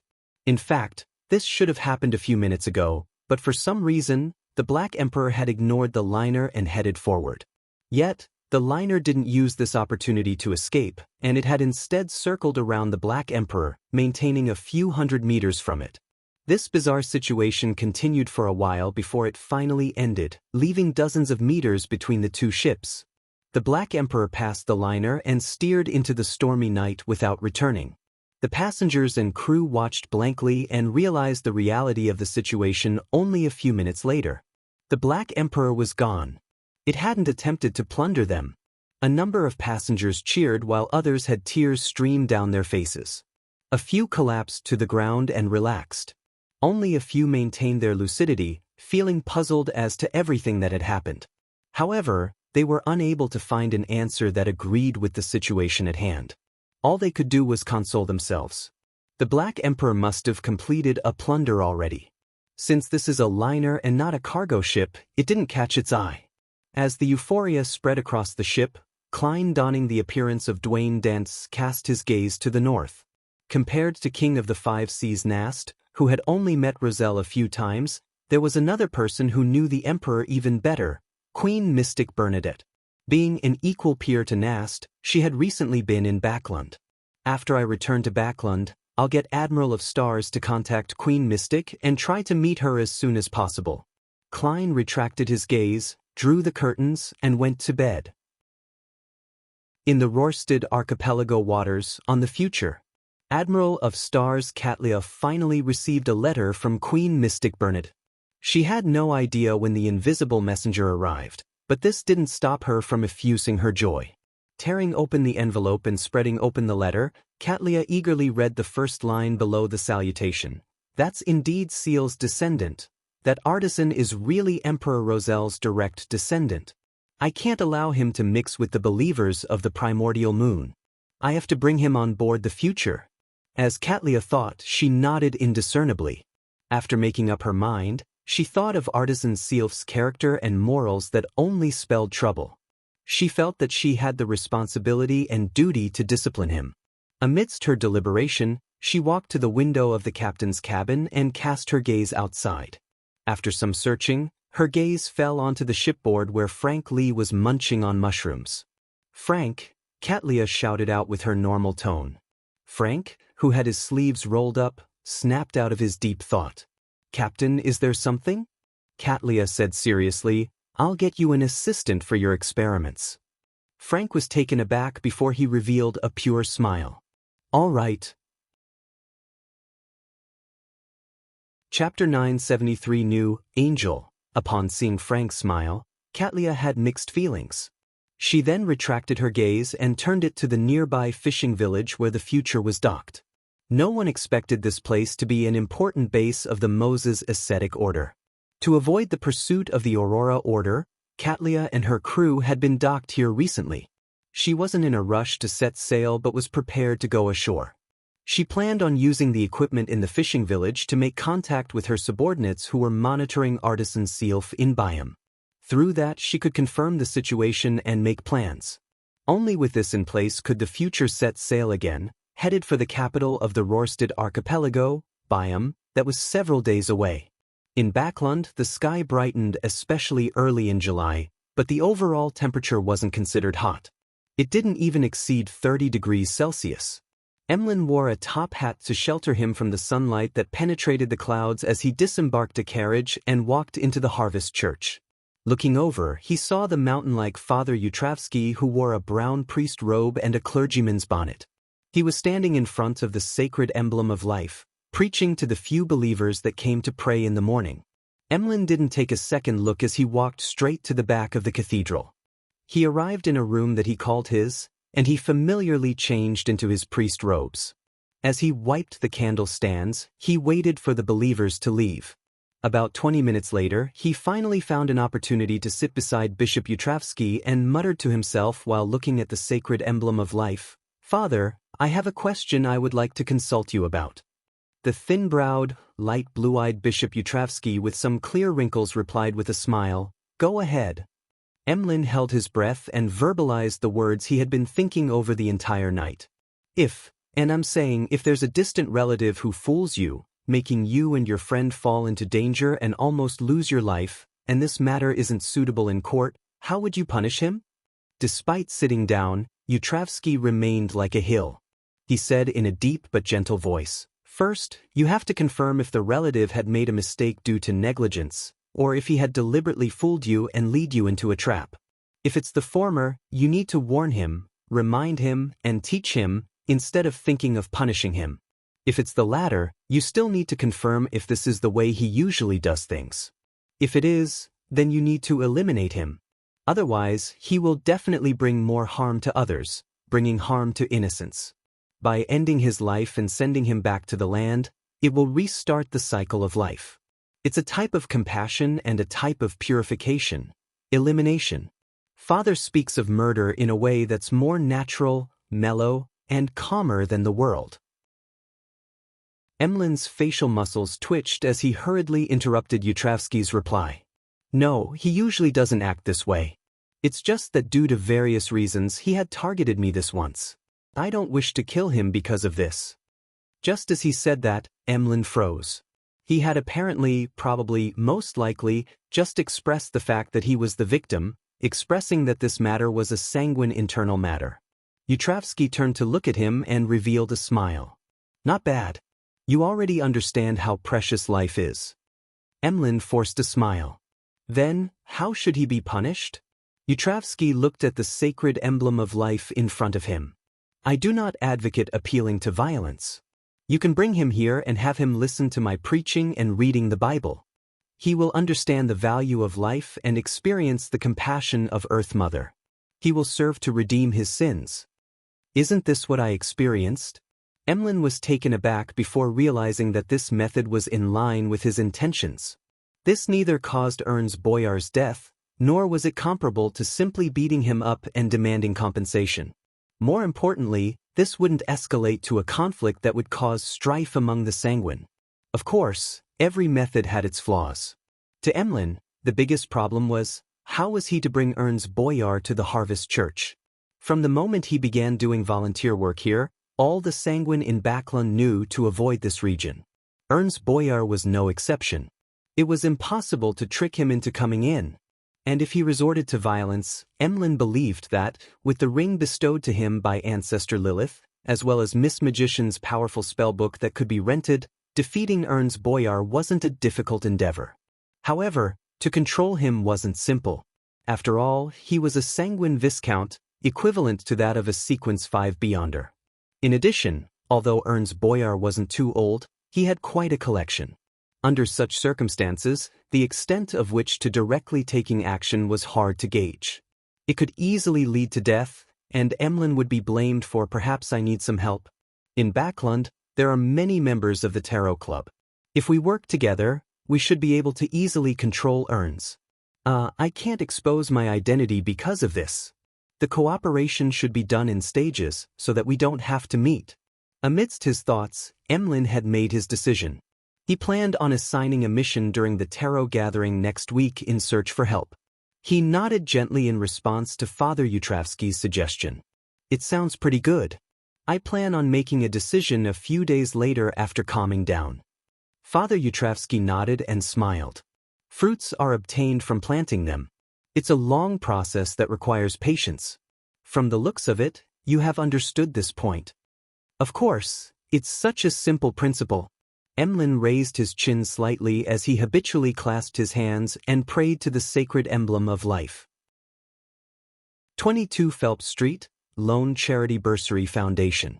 Audrey placed a document in hand on the table and looked up at the wall clock in the director's office. She could hardly relax. She had already made an appointment with Escalante to head over to Stephen Hampers's residence in the afternoon. Clearly this meant a test. If the Psychology Alchemist's team was careful enough, they would have already reported the news, and there might be a counselor secretly observing everything. Based on her current level and abilities, although Audrey was unable to determine how terrifying a high-sequence spectator was, she could imagine the kinds of performance they had in certain domains. This made her uncontrollably nervous, afraid that she would be seen through. In fact, I should have delayed it a little more. Although the time and the emotions I showed are in line with logic in psychology, delaying a meeting would definitely incur suspicion. But compared to a little bit of suspicion, it's more important to wait for Mr. World to return from the southern continent. That way, I can directly arrange for them to meet at the Foundation. I don't have to worry about a high-sequence spectator discovering anything. Sigh, Audrey, your plans weren't well thought enough. Audrey sighed silently and cast placate on herself to calm her emotions. After the afternoon, she wasn't in a rush to leave the Lone Charity Bursary Foundation. Sitting inside her office, she bowed her head, clasped her hands together, and softly prayed to Mr. Fool. After completing this, she got onto her carriage with Annie and Susie, heading for the residence of the furniture merchant, Stephen Hampress. Just as the carriage began moving, Audrey suddenly saw a gorgeous beam of light appear. Amidst the beam of light, a 12-winged angel bathed with golden light descended. The wings, which were made of flames, had wrapped her in layers before they dissipated layer after layer. Audrey's vision quickly recovered as she swept her gaze past Annie and Susie through the corner of her eye in an unnoticeable manner. She realized that they hadn't noticed anything that had happened. It's a little different from the previous angel. With Mr. Fool's greater reawakening, his angels have also recovered further? As the corners of her lips quivered, Audrey wiped the smile from her face, her inner heart becoming abnormally firm. In less than half an hour, her carriage had stopped by Stephen Hampress's door. After passing her hand to Annie, Audrey was helped down the carriage, and she walked straight to the door. She watched as her attendant pulled the doorbell. Before long, Escalante came to open the door. Like before, she directly brought Audrey to the activity room on the first floor. Annie and Susie were brought to the living room by the servants. Upon arriving at the activity room, Escalante reached out to hold the doorknob as she gestured for Audrey to enter. Audrey had a guess, but she didn't show it. She slowly walked through the door which Escalante had opened. Escalante didn't enter as she closed the activity room's door. Audrey looked ahead and saw that on a single-seater facing the activity room's door, there was an elder sitting there quietly. The elder wore a shirt, vest, and a jacket, matched with blue-gray trousers with lines adorning it, as well as a dark red bow tie. His hair was completely white but remained thick and lush. He had a warm and elegant bearing. He had a pair of blue eyes that seemed to hide wisdom and knowledge. Apart from the wrinkles on his forehead, he didn't have any wrinkles elsewhere. Audrey knew him. He was the royal family's consultant Vin Rambus. Of course, Audrey had long known of this old gentleman's secret identity from the Tarot Club, a counselor of the psychology alchemists. She didn't disguise her surprise, because she truly was surprised. Although she had guessed at the possibility of Vin Rambis's appearance, she never expected him to appear directly. She imagined that he would observe her in secret, allowing Hilbert and Stephen to speak on his behalf. "You're very surprised?" Vin Rambis asked with a faint smile. He then stood up and bowed. "A pleasure meeting you, Miss Audrey." Audrey deliberately opened her mouth before closing it again. Following that, she replied with a mixed smile, "I'm not sure how I should address you." Vin Rambis chuckled. "Like always." He pointed to the sofa beside them. "Let's have a seat." Audrey took a deep breath, wore a smile, and unhurriedly walked over. Sitting by the sofa, she maintained an adequate distance from him. Chapter 974 Mind World. Vin Rambis picked up the porcelain teacup and took a sip. Looking at Audrey, who sat in a flawless posture, he said genially, "There's no need to act so reserved. This isn't our first meeting. I still recall discussing Berman's philosophy of ethics and Kongsoka's pragmatism with you 2 years ago." Audrey smiled faintly and said, "I just find it difficult to put the idea of you and a psychology alchemist's counselor together." Vin Rambis hadn't introduced himself, but it was a reasonable inference based on Audrey's knowledge of the psychology alchemists and the present situation. Vin crossed his right leg and said with a smile, "This isn't something worth paying attention to. Never forget that our Psychology Alchemists is an organization established with the goal of studying the psyche and to build knowledge. We are more about the academic side of things rather than handling matters. Heh, since it's academic, you can always treat a counselor as a university's professor." If she hadn't learned from Mr. World that Vin Rambus was behind Quarren's suicide, Audrey would have been able to conclude that he was a knowledgeable, amiable, humorous, and humble scholar, regardless of the amount of observation that she did. However, since she was wary, Audrey wasn't someone who would so easily believe things that appeared on the surface. As she looked at him and organized her words, she prevented herself from focusing too much on one point. She kept her thoughts lively and scattered to prevent herself from being hypnotized. At this moment, her mind suddenly turned adrift. She seemed to see the 7 pure lights that contained infinite knowledge, and the dense, indescribable figures. She saw them blanketing everything from high above. This was the spirituality sky, the reflection of the spirituality in one's mind. And beneath the spirituality sky was a deep, dark sea. Every drop of water resembled a point of light as though they represented an imprint on each subconscious. Near this sea were several islands. One of them belonged to Audrey. She clearly knew that this was a manifestation of her consciousness. What was exposed above the sea was what she could detect, and the parts covered by the seawater were her deeper consciousness that she was usually unable to grasp or know. Floating above the island, Audrey looked to the bottom. She first noticed that the area was a solitary, quiet, gray blur. They screened out her vision, making her only capable of seeing the massive and dark black outlines of the subconscious, as well as the illusory and rippling sea of collective subconscious. She was unable to obtain much information from that. Audrey was puzzled as to how she had entered this strange state when she saw large swaths of gray split apart like the sea deep in the sea of subconscious at the island below. It revealed a stone platform that had appeared at some point in time. On the platform, a figure grew up rapidly in a fashion akin to blinking, entering Audrey's field of view almost instantly. His hair was completely white but remained thick and lush. He wore a standard 3-piece suit, matched with blue-gray trousers with lines adorning it, as well as a dark red bow tie.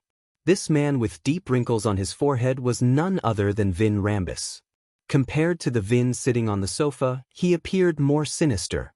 He didn't wear a smile, and his head was slightly bowed. It was as though he was observing Audrey's subconscious that lay behind. In a few steps, he walked into Audrey's island of consciousness through the sea of collective subconscious. Then he went from the subconscious to the area exposed above the sea like a silent visitor who didn't knock on the door or receive any permission. After arriving on the island, Vin Rambus raised his head. His facial skin was already covered in grayish-white scales. His irises were gold and vertical, and it didn't show any hint of emotion. Floating in midair, Audrey observed this scene and fully understood the situation she was in. This was the world of the mind, a mind world formed by the spirituality sky, sea of collective subconscious, and the island of consciousness. Due to the blessings from Mr. Fool's angel, Vin Rambus's intrusion of my body of heart and mind and psyche through the sea of collective subconscious sounded alarms. That force has separated my most fundamental part of my self-conscious, allowing me to control everything on the island from the spirituality sky. Thus, I'm able to truly resist true forms of telepathy. How magical, no, how despicable of Vin Rambus. He's not polite at all. He intruded into my house without gaining any permission or providing any notification. Audrey grumbled in midair. After understanding her current situation, she secretly controlled the changes that were influencing the island while answering the casually seated Vin Rambus in the real world. I'm also very reserved when facing university professors. As she spoke, Audrey made her inner island mumble. This isn't a good analogy. As an elderly psychology alchemist counselor, he should be a sequence 4 at least. This is a demigod, one that naturally makes one feel fear, awe, and reserved. On the sofa, Vin Rambus chuckled immediately. Then I won't be forcing you. I've heard about you from Hilbert. I heard that you've advanced from psychiatrist to hypnotist in a short few months. I'm very curious about how you did it. Oh, I've also heard of the answer you gave Escalante having the courage to make use of matters. However, I wish to hear something more detailed. At this moment, the Vin Rambus on Audrey's mind island was observing his surroundings with a deadpan expression, listening the resonating voice. Audrey was already prepared for this as she deliberately pretended to be organizing her words. After a few seconds, she said, "It's just the superficial meaning of having courage to make use of matter. Let's put it this way. In my future plans, I've always had one of my options being a psychiatrist. Since I've acquired the corresponding Beyonder powers, I was definitely very happy to try it out and help the people around me resolve their mental and psychological problems." While saying that, she showed some signs of embarrassment towards such actions that bordered on childishness. Her mind island faithfully reflected this. After a pause, Audrey continued, "During this process, I discovered that my control over the potion's powers became better until, one day, I felt something in me shatter and fuse into my blood. It also allowed me to vaguely see illusory stars. Mr. Rambus, what does it represent?" For some reason, I firmly decided to become a hypnotist from that day. This might also be a cue from my subconscious.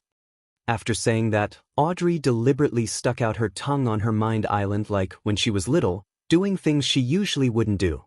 It was a way to prove that she was feeling a little embarrassed because playing psychiatrist was no different from playing princess when she was little. And embarrassment often meant the truth. Vin Rambus nodded gently and said, "Very talented. You seem to have figured out the acting method by yourself." Acting method? Audrey wore a surprised and blank look both inside and outside before coming to a realization. Vin Rambus said with a genial smile, "It's exactly as you think it is. By acting based on the potion's name and concluding the corresponding principles, that will speed up the digestion of the potion. It is an effective method for reducing the negative influences. However, before Sequence 6, we do not teach it because we do not advocate members using this method to accelerate the digestion of their potions. Surprisingly, you have figured it out yourself. Why don't you advocate it?" Audrey asked sincerely out of curiosity. Vin Rambus sighed and said, "This will make the members not be themselves. Some might even be assimilated by the remnants of the potion. To put it simply, the first 3 sequences are for one to slowly grasp their powers and get used to being extraordinary. It allows one's subconscious to be deeper, become clearer, and turn more mature. It aids in resisting the subsequent problems that come from the acting method. Of course, I can only give my opinion on the spectator pathway. As for the other Beyonder pathways, I'm not too sure if they're the same. But clearly, pathways that focus on the domain of the mind would have some differences in the area of self-consciousness." Audrey was unable to determine the veracity of Vin Rambus's words. She felt that there was definitely some reason to it, but it was not entirely the truth. Little Sun mentioned before that one key thing to remember regarding the acting method is remember that you're only acting. I find this more appropriate. Yes, I've been strictly abiding to it and will keep doing so in the future. Audrey, you mustn't be careless. From this moment forth, you must put more emphasis on your self-consciousness. From Mr. Fool's point of view, this must be trivial and doesn't require additional emphasis since it's included in the statement of only acting.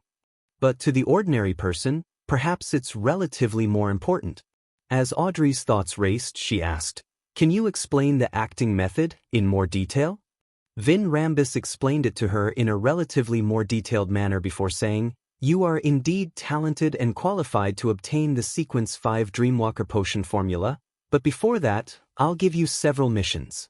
This is out of fairness and also a form of training for you. This is because once you achieve Sequence 5, you will be leading 2 to 3 psychological discussion groups. Your every judgment and choice will influence the future and even the lives of the members beneath you. Therefore, we mustn't allow people who deeply lack experience in handling matters to advance to Sequence 5. Understandable. Audrey didn't object to it. What's the first mission? Vin Rambus said with a smile, a simple but rather long-term mission. Every piece of feedback you provide will count towards your contributions. At this point he sighed. The fracture between the new party and the Conservative Party is widening. The more conflict there is, the more divided the kingdom's internal politics will be. I wish that you can take note of the attitude of your father, Earl Hall. Inform me of some of his views towards various bills and matters. Don't worry, this will not cause him any harm. We only wish to mend the fractures. His final statement was, in fact, not supported by logic. It was solely a promise. But with Vin Rambus raising his right hand to his temples while on Audrey's mind island, Audrey felt that what he said was very reasonable and deeply relatable. Floating above her mind world, she immediately snapped to her senses and realized something was amiss. Chapter 975. A familiar feeling. How can you not cause harm to my father from knowing his trump cards? This will bring about negative impacts to matters that he's trying to push for or object to. Floating in the mind world, Audrey looked down at her island of consciousness. Her thoughts were so calm that it surprised her. Right on the heels of that, she suddenly realized why Vin Rambus had directed Quarren's suicide. Audrey had always been concerned about this matter. Furthermore, she had obtained information from various sources, giving her a rather clear idea of the overall picture. However, she had ultimately been stumped about the mastermind's goal. This trap seemed to be targeted at the purse strings of the Conservative Party, Baron Sindris. As long as he failed to respond properly, this powerful banker would have his problems exposed and end up handled by the official Beyonder organizations. However, the actual process seemed to lack the panache of a high-sequence Beyonder of the Spectator pathway. It was especially so when Dwayne Dantes reacted unexpectedly, causing the plan to immediately be foiled. Yet, there wasn't any mending of the plan. As a rather senior spectator, Audrey had long noticed the incongruity within this matter. However, it was only after hearing Vin Rambus's words today that she realized the core of the matter. Vin Rambus didn't care if he had successfully taken down Baron Sindris, as he had already accomplished his goals. It was just as he had said, the new party and Conservative Party were fractured. Although Vin Rambus claimed to be trying to mend it, his true goal was to deepen the cracks and cause them to completely fall out with each other. Why is he doing this? Audrey controlled her mind island and didn't make it show any puzzled emotions. She then replied to Vin Rambus, I can understand your concern for the kingdom's political situation. I will work hard on this. Just as she said that, the gloomy Vin Rambus on the mind island lowered his right hand from his forehead. Vin Rambus, who was sitting on a sofa in the real world, said with a gladdened smile, You are indeed a young noble lady filled with compassion. With that said, the old gentleman lowered his right leg, which was covered by grayish-blue trousers with lined patterns. He leaned forward slightly as his eyes grew darker. Due to your identity and daily environment, you shall forget about me. You will only remember Hilbert, Stephen, and Escalante. You will pass any information through them. When there are extremely pressing issues that need reporting, you will subconsciously visit me with the excuse of consulting me on some academic question. When you enter my room, your lost memories will recover. As Vin Rambus said those words, the him on Audrey's mind island opened his mouth and repeated the words. A rock took form and quickly plunged into the ground, sinking into the subconscious. At that moment, Audrey felt as though she had dissociated into two entities. One was a result of a mind island. She could no longer remember the appearance or name of the elder in front of her. She only knew that she had come to Stephen Hampers's residence and met a psychology alchemist counselor where she received the approbation of the acting method and received a new mission. Another her floated beneath the spirituality sky, acutely aware of everything that had happened. However, there wasn't much emotional changes. It was more optimistic than gloomy. Audrey was certain that the one in midair was her true self-conscious. Therefore, she didn't feel confounded. With her as the true self, she controlled her other self and got up in a muddle. Yes, sir. After answering him, she rapidly straightened her body, and like a puppet who was being controlled by invisible strings, she walked to the door and left.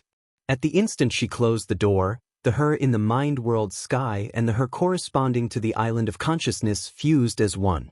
There were no longer any differences.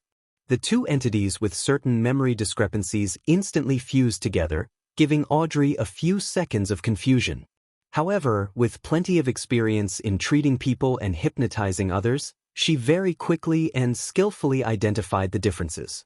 She then reconstructed every detail from before. What powerful mind reading and hypnosis! He directly entered my body of heart and mind and even my soul body to exert influence via the sea of collective subconscious. Although Audrey had the blessings of the fool's angel, she felt that her recollections were like viewing old photographs. They were yellowed and faded, as though they were matters that happened years ago. I'll be able to do the same in the future. The blessings of Mr. Fool's angel is really impressive. Humph, I'll only inform you of Father's take on unimportant matters. As Audrey's mind whirled, her mood turned for the better. The steam locomotive that spewed out copious amounts of smoke dragged its carriages as it chugged into Backland. After traveling for days, Klein had finally returned to this capital of capitals. As Dwayne Dantes, Klein wore a top hat and a formal suit while holding a gold-inlaid cane. He slowly left the first-class cabin and firmly stood on the platform. Behind him was a man with mixed blood. He was about 1.75 meters tall, and he carried 2 luggage bags. He was none other than the marionette, Enzo. Of course, this winner had already changed his name to Enuni, which sounded more in line with the southern continent's traditions. In the future, he would be the go-to person to establish contact with the southern continent's clientele for the upstart tycoon and arms dealer, Dwayne Dantes. The non-crucial business would be handled by him, without needing Dwayne Dantes to personally head to East and West Balam. Of course, this was simply a disguise. In fact, Klein would be the one making the trip. He had decided to send believers to West Balam in the name of sea god Calvetua and get them to represent himself to complete some small-scale deals. After all, Danitz was an infamous pirate over the 5 seas, with a bounty exceeding 10,000 pounds. Furthermore, he had close ties with Gehrman Sparrow, and it easily incurred suspicion if he kept helping Dwayne Dantes. After leaving the station, Klein rode a carriage and returned to 160 Buckland Street. It was already dark by then. The street lamps on both sides of the street had already lit up, likewise for Dwayne Dantes's residence. Butler Walter and housekeeper Taneja led the male and female servants, as well as the gardener and coachman out. They stood on both sides to welcome their employer back. After he arrived in Desi Bay and bought the train tickets, Klein had sent a telegram back to Backland, informing his butler when he was returning. However, he had instructed him not to send the coachman to pick him up at the station. After all, this was an era when steam locomotives were often delayed. It wasn't impossible that its arrival would be delayed to the next morning. Glancing at his servants who stood with a standard, reverent pose, Klein secretly nodded and passed through them as he sighed inwardly. This does resemble the style of nobility. Even when the employer isn't around, the butler doesn't skive. When he arrived at the door, he nodded gently at Walter and Taneja before saying, "It must have been hard on you while I was away." "It's our duty," Walter and Taneja said with a bow. Klein then turned his gaze to his valet, Richardson. He realized that this good-looking mixed blood had a somewhat pale expression as he kept stealing glances at his employer's new valet, Enuni. Klein smirked inwardly as he nodded at him. "You did well. However, there's some business involving the southern continent that requires Enuni to handle it." "Oh yes, be Mr. Walter's assistant and help him in gathering information for a manor outside the city." Assistant butler? Richardson was first taken aback before he replied in pleasant surprise, "Yes, sir." With this role, it meant that he had broken free from the constraints of being a valet. He had been promoted. Walter didn't ask about the manor in detail as he seriously arranged for his employer's settling in, bath, and meals. After all of this was done, he and Enuni sent Dwayne Dantes back to the 3rd story before he asked, "Sir, do you plan on buying a manor in the suburbs of Backland? What requirements do you have?" "Something not too expensive. Who knows how long I can use this identity for?" Klein inwardly gave a self-deprecating comment before deliberating. "One with a vineyard and brewery." After completing the arms deal, he had already established himself in Backland's high society and had earned a huge sum of money. Therefore, it was necessary for him to own a manor. He couldn't afford to not be capable of inviting his friends on a vacation and hunt in the suburbs when autumn and winter came. This was a faux pas that could easily make him be viewed with scorn. Furthermore, the manors in Backlund's suburbs were rather expensive. One could purchase a huge manor with rubber trees in places like Desi Bay for £8,000 to £10,000, but here, all he wanted was a vineyard and grain farm, with facilities like a brewery. "I will gather the information as soon as possible," Walter replied respectfully. He knew his employer was exhausted from his traveling, so after briefly informing him of the recent developments, he left the third story and busied himself on other matters. With the new valet's help, Klein changed his clothes and washed up. During this process, Klein, who had gotten accustomed to his godhood, couldn't help but lampoon. "If it wasn't because a marionette cannot be more than 1,000 meters from me, would I have changed valets? Despite being a tycoon, I still have to serve myself." Amidst his sighs, he dismissed Winner Enuni to the adjoining room and walked to the window. He looked at the lamplit Backlund, which resembled stars, as he allowed his thoughts to wander. "Next, my goal is MI9's Deputy Director, Brigadier General Konas Kilgore. As for the Captain of the Royal Guards, Viscount Stratford, I can leave him to the Demoness, Trissy. She has vanished for quite some time. I wonder what he has been busy with. I wonder if she has come up with a way to approach that Viscount. I had previously informed her that I have other matters to tend to and wasn't free via the method she gave me. I'll later have to confirm that I'm free now and can continue our previous cooperation effort." After a while, Klein reined in his thoughts and got into bed. Without the help of cogitation, he fell deep asleep. After an unknown period of time, he suddenly opened his eyes and sensed that someone had entered 160 Backlund Street. "Here it comes again." Klein couldn't help but raise his hand to rub his temples. On the first day of returning to Backlund, he had been awakened in the middle of the night. Chapter 976. Zealot dressed in pajamas. Klein didn't move. In his spiritual perception, the intruder's spirit body threads appeared. This also meant that if he so wished, he could turn everyone in 160 Backlund Street into his marionette without leaving the bed. Of course, to a demigod Bizarro sorcerer, the neighbors a few buildings away were within range. There are many spirit bodies around. One of them is helping him fly. He has landed on the opposite balcony. Is it a Beyonder from the Death Pathway, or the Evernight Pathway? To be able to do this, he must at least be a Sequence 6. He's here for Richardson?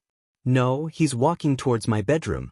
He has paused and has reached out his right hand to knock gently on my door. He's certain that I've detected him? Klein sat up with a slightly heavy expression. He had made the initial judgment via the spirit body threads, but subsequently he did it via direct sight, a scene that formed in his mind. After Klein reached Sequence 4, not only was his danger premonition as a clown enhanced, the amount of power he could stir and use from the mysterious space above the gray fog had experienced a qualitative boost. With the two combined, it wasn't difficult for him to use his intuition to have a projection of the intruder's figure and actions, despite the distance. In addition, due to his deepened control over the mysterious space, Klein could converge the augmentation effects the gray fog had on him in the real world. This prevented Beyonders of certain pathways from seeing anything. Based on his judgment, by being above the gray fog, augmenting himself with a card of blasphemy, and using the sea god scepter, the strength that the fool could direct at the real world was asymptotically closer to that of an angel. If that weren't the case, even if the gray fog and the paper figurine substitutes could allow others to maintain their lucidity in dreamlike states, Klein wouldn't have dared to allow Miss Justice to face a Sequence 4 or even Sequence 3 of the spectator pathway. Amidst his thoughts, he left his bed, wore his slippers, and straightened his pajamas. He walked to the reclining chair and leisurely sat down. "Please come in." The door to the master bedroom opened silently, but no cold wind blew in. All it did was spiral in the corridor. The visitor was a man about Dwayne Dantes' age and of similar height. He had black hair and brown eyes. He had cut facial features, a classic example of a Loanese man. He wore a silk top hat and had a rather thin face. his demeanor was cold but wasn't one that left others feeling uncomfortable. Instead, it was a manifestation of the night view at a suburban cemetery. At this instant, Klein saw countless spirit bodies hugging a middle-aged gentleman. It made his surroundings dark and stacked, as though a world was hidden within. Klein's spiritual intuition told him that this was a demigod. Why would there be a demigod coming to me moments after I arrive back in Backlund? Apart from the Church of Evernight's Backlund Archbishop, nothing has been exposed in regards to this identity as Dwayne Dantes. Having a headache, Klein looked at the door without an expression. It was unknown whether he was feeling angry or alarmed. After taking 2 steps, the demigod's right hand suddenly hung down straight. Together with his waist, it bent like a bow pulled to its limit. He had bowed deeply in a strange manner, his attitude extremely reverent. Meanwhile, a cold wind blew over, closing the door silently. Klein was nearly taken aback, feeling at a loss. His mind whirred as he came to a rough guess. At this moment, the demigod maintained his pose and said in a deep voice, in response to a revelation, "I, Patrick Bryan of the Numinous Episcopate, am here to meet your excellency." Revelation. Klein controlled the twitching of his facial muscles. Together with his previous guess, he had a rough understanding of what was happening. The Evernight goddess had deepened her control of artificial death. In other words, the death pathway's uniqueness. She was able to give revelations to the high-ranking members of the Numinous Episcopate's artificial death faction. Klein sighed as he chuckled. He pressed his right hand to his chest, but he didn't make any additional movements. What is God's revelation? Brian slowly stood straight and looked at the gentleman with the white sideburns sitting at the reclining chair. He replied with some level of fervor, "We succeeded. God has finally awakened. He has requested me to listen to your commands from this day forth and to follow your arrangements." Klein had already expected this, but he felt his face burn, unsure whether to laugh or cry. This is making me be a blessed of Evernight while also part-timing as a blessed of artificial death, so as to silently lead the Numinous Episcopate's artificial death faction. Is this a bestowment of fate, or a price that had been exacted? Since the goddess didn't get the church's archbishops or high-ranking deacons to handle this matter, it means that she wishes it to be kept confidential. Klein instantly stood up and tried to appear pious in tone and expression. As God's revelation commands. God's wish is my wish. After expressing his devotion, he looked at the demigod standing straight in front of him and pointed to the sofa opposite him. Please have a seat. Oh, do introduce yourself. That's the most basic form of politeness, isn't it? Moments ago, as the thoughts ran through his mind, Klein had vaguely grasped the reason why the goddess had handed him leadership over the Numinous Episcopate's artificial death faction. As Gehrman Sparrow, he had close connections with the Death Council. Therefore, if anyone were to really discover anything amiss and begin investigating the Numinous Episcopate's artificial death faction, they would realize that it had something to do with Gehrman Sparrow and be enlightened. They would believe that they had grasped the truth as to why artificial death was able to come to life and send a revelation. Due to this guess, Klein deliberately made Dantes use Gehrman Sparrow's usual speech. Patrick Bryan sat on the sofa and said after some thought, "I'm Loanese. I once did business in East Balham and nearly died because of a disease. I was rescued by members of the Numinous Episcopate, and during that ritual, I received God's grace and survived. Later, I secretly changed my faith. The faction I'm in is always being vilified by the other members of the Numinous Episcopate. They believe that we're engaging in sacrilege, that we're in a bid to create a new death. But that's not the case. We firmly believe that God didn't perish at the end of the fourth epoch. He is merely asleep and requires certain things to be done in order to awaken. The facts have proven that we were right. You are witness to this. The ancient chronicles I received didn't say so. Those high-ranking members of the Numinous Episcopate are fully aware that they are emulating the matter of the hidden sage to create artificial death. Could it be that this gentleman in front of me isn't a core member of the Numinous Episcopate's artificial death faction? And he also lacks sufficient knowledge regarding the uniqueness? But how can a demigod not be a core member? Even if the numinous episcopate is a remnant of the Balaam royal family and Death's church, with copious amounts of knowledge and powerhouses, there's no way they will let a demigod go to waste. Even the 7 Orthodox churches wouldn't do such a thing. Klein was extremely puzzled hearing this as he asked, "What about the other high-ranking members of your faction?" Patrick Bryan said with a reverent look, "When I joined the numinous episcopate, God had already awakened a little. This is all the work of the saints of the past. They had sacrificed themselves over the numerous rituals. Currently, we have a total of 3 saints and an angel. They are in East Balaam while I'm in charge of Backland matters." That's not right. Based on the information provided by Leonard, the numinous episcopate have their members split into many small teams in Backland. They aren't aware of each other, and they only make contact with a specific person in the southern continent. There's no overall person in charge. Klein's first reaction was that Patrick Bryan was lying, but he immediately dismissed it. This was because it was something easily verifiable for a blessed who had been the focus of a revelation. He thought for a moment before he asked, "What's that angel's name? Where is he? Are there any other revelations?" Patrick Bryan answered frankly, "God made me not inform others, nor make inquiries to others about matters. Our leader's name is Hayter, both a last name and first name. He was once the archbishop of the church, and later he became an angel thanks to God's grace.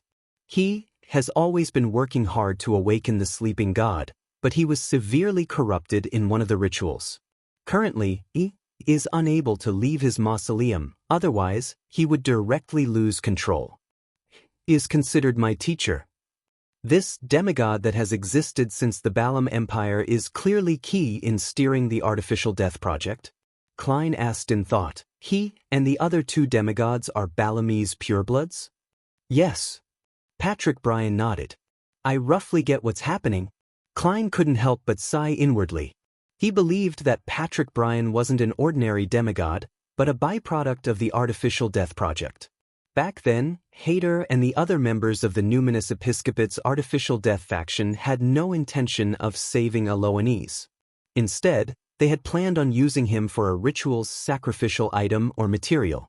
In the end, something unexpected happened during their attempt which they originally hadn't had high hopes of. Death's uniqueness gained some level of instinct or produced other changes. This led to Patrick Bryan's survival and his establishment of a certain connection with artificial death. His spirit and body became special. Upon witnessing this, Hayter and the other high-ranking members began viewing Patrick Bryan as key to the success of the artificial death project. They gave him potions and taught him, proselytizing him with the faith of death, thus fabricating a perfect excuse for themselves. And due to Bryan's specialness, he had advanced rapidly and became a demigod. Of course, no matter how key he was merely an experimental subject. Patrick Bryan had never been treated as one of the members of the numinous episcopate's artificial death faction. Later, he was sent to the Lone Kingdom's Backland to lead 2 or 3 teams. He did various kinds of rituals in a bid to bring the uniqueness alive. Such a guess was in line with the situation which Klein was currently aware of. First, Leonard had mentioned that the numinous episcopate's artificial death faction had placed their experiments in Backland, planning to destroy the enemy's capital even if an accident happened. Second, many teams were independently connected to the southern continent and Backland and had no overall person in charge. Third, Patrick Bryan's knowledge of artificial death was very different from reality. This also meant that the people in the southern continent didn't care for Bryan's life and death, nor did they tell him the truth. Under such circumstances, there was no other explanation unless he was a byproduct of the artificial death project. From the looks of it, the goddess's control of the uniqueness is still limited. She can only send revelations to one person who is directly connected to artificial death. She is unable to influence Hayter and the other saints. Klein reined in his thoughts and asked, "What's your current sequence?" Patrick Bryan didn't hide the truth. "I'm an undying." Chapter 977 First Sermon. Klein wasn't surprised at Patrick Bryan's answer. He nodded gently and said, "Which incarnation number are you at?" Based on what he knew, undying died once every 60 years before reviving. They would then lose most of their memories, which needed to be slowly recollected. It was like the beginning of a new life.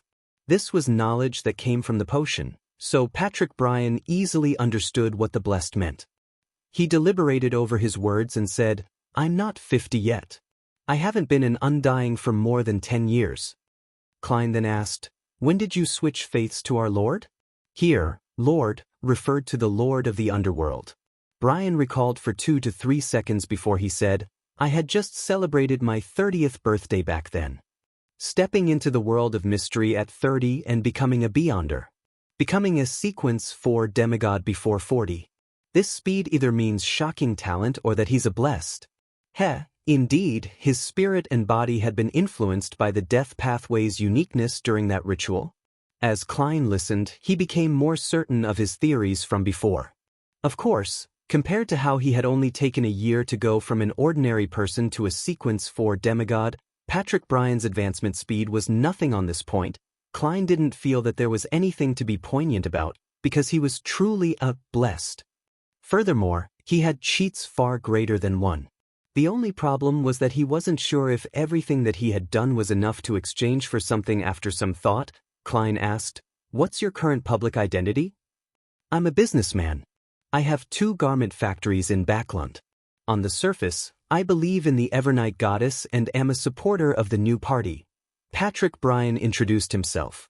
Klein nearly let out a scoff as he continued, "How many numinous episcopate members do you have under you?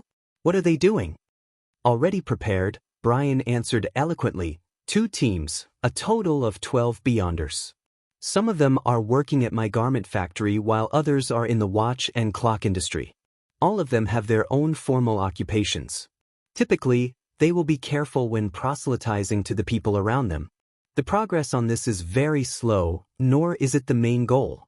We do not have more than 100 believers.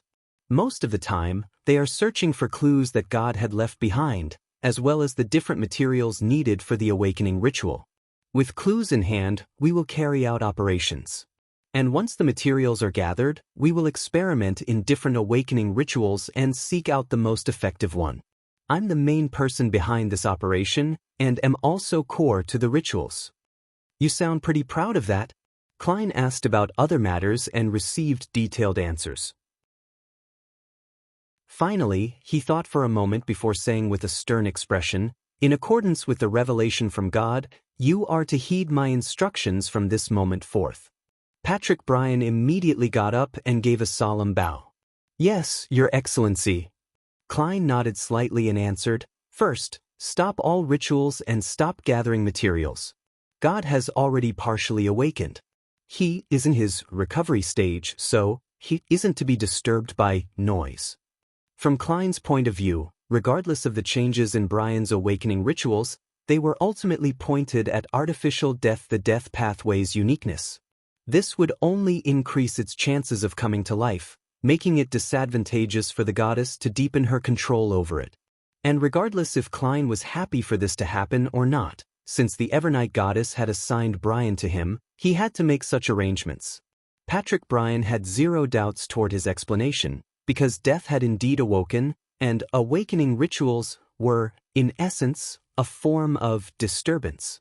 This undying thought before asking, "Your Excellency, what should we do next?" Klein smiled with approbation.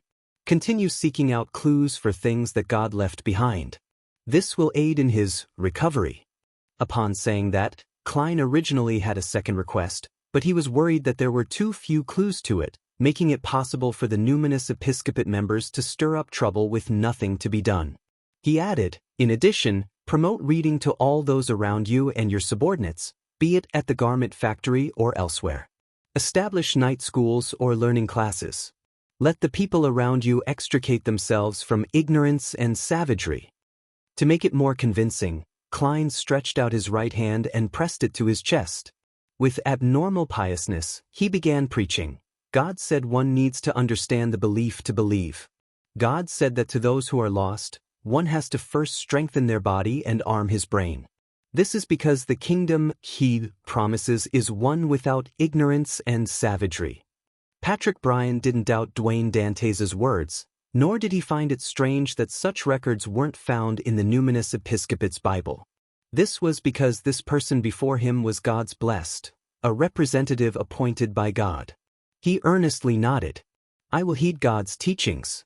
May every spirit gain eternal life in God's kingdom.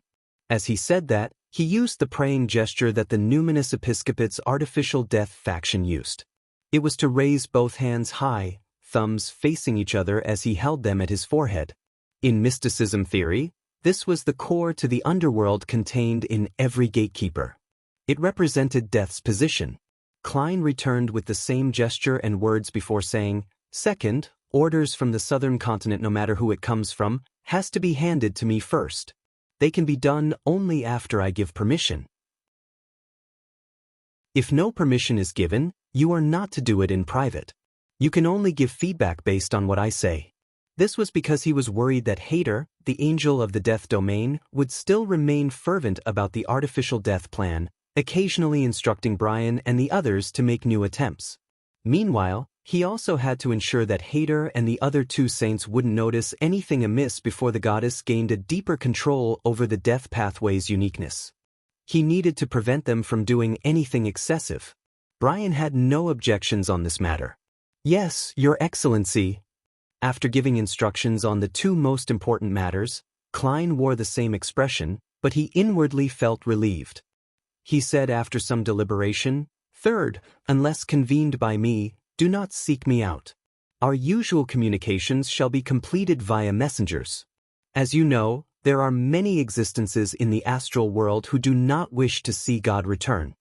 Patrick Bryan nodded heavily. "I understand. My messenger's summoning incantation is Spirit Wandering Above the World, absolutely friendly creature, Patrick Bryan's contract companion. Indeed, it's impossible for a demigod of the death pathway to not have a messenger. Normally, sequence 6 beyonders of this pathway should have one." Klein didn't hesitate as he answered in an unhurried tone. "Remember, my messenger's summoning incantation is the spirit that wanders about the unfounded, the friendly creature that can be subordinated, the messenger that belongs to Gairman Sparrow. Oh, be it receiving or sending mail, a gold coin needs to be paid to complete the transaction." Klein deliberately revealed that Gairman Sparrow and Dwayne Dantes were related, in order to determine Bryan's reaction. Gairman Sparrow. Patrick Bryan repeated the name in puzzlement before coming to an enlightened state. He exclaimed in pleasant surprise, "Your Excellency, Death Consul?" Thankfully, although he's a byproduct of a ritual and is fervently zealous, he has normal intelligence. He can consciously seek out information and do an analysis. Klein exhaled in relief and replied with a smile, "I'm not him. He is my teacher." Bryan nodded in thought, believing that he had fully understood the entire matter. Klein guessed at his thoughts but ignored it. Crossing his right leg, he placed both hands on his knee and asked, "What do you know about the other factions of the Numinous Episcopate?" Patrick Bryan sat down again and said, "The Numinous Episcopate's strongest faction is the royal family faction. With God's descendants as the core, they have established many organizations. Their leader is currently a descendant with a relatively thin bloodline. Her name is Sia Palenque Eggers. She might be an angel or wields an important relic of God. She calls herself Pale White Empress. Other than her, the royal family faction had 5 other saint apostles. Some of them are true demigods, while others rely on sealed artifacts. Other than the royal family faction and us, the other factions are relatively weaker. The main ones are the Repose faction and the Underworld faction.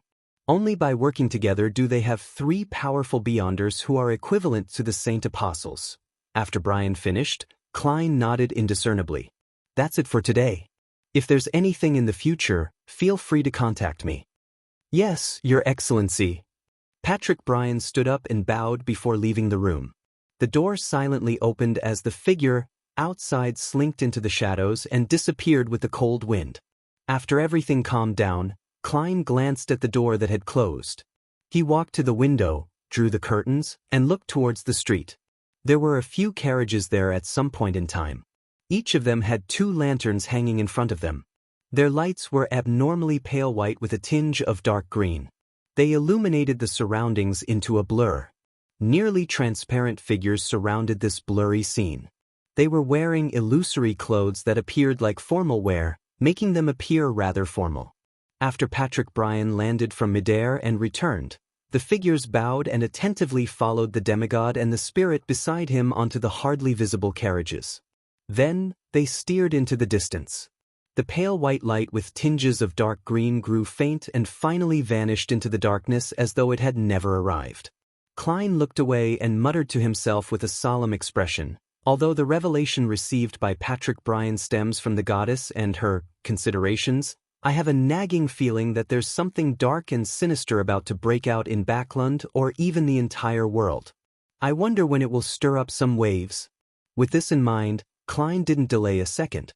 He immediately contacted demoness Trissy to confirm that nothing abnormal had happened to her. Chapter 978 Gift on a night with clear moonlight, in the garden of 160 Backlund Street. A gray rat crawled out of its hole, running straight for the master bedroom's bed. As a tiny, black, glue-like blob object floated down, the rat held it over its head like an acrobatic act. It quickly turned around, ran out of 160 Backlund Street, and headed for the sewer entrance. At this moment, the gray rat raised its torso up and reached out with two of its paws. They magically extended as blobs of flesh appeared on its forelimbs. Then, using its mutated front paws, it moved the manhole cover away without causing a sound. Without stopping at all, the gray rat headed straight down the sewers, going all the way to the spot where demoness Trissy previously hid. It kept digging in a corner until it excavated a mirror fragment from the soil. Having done that, the gray rat threw the black, sticky object over its head to the side where it was relatively clean. It then retreated to a corner, allowing its body to stretch and turn into a middle-aged man wearing a dark red coat and a triangular hat. He was none other than Admiral of Blood, who had previously been active at sea. However, this seigneur, along with his clothes and body, was just a thin layer, akin to a figurine cut from paper. This rat is quite fat.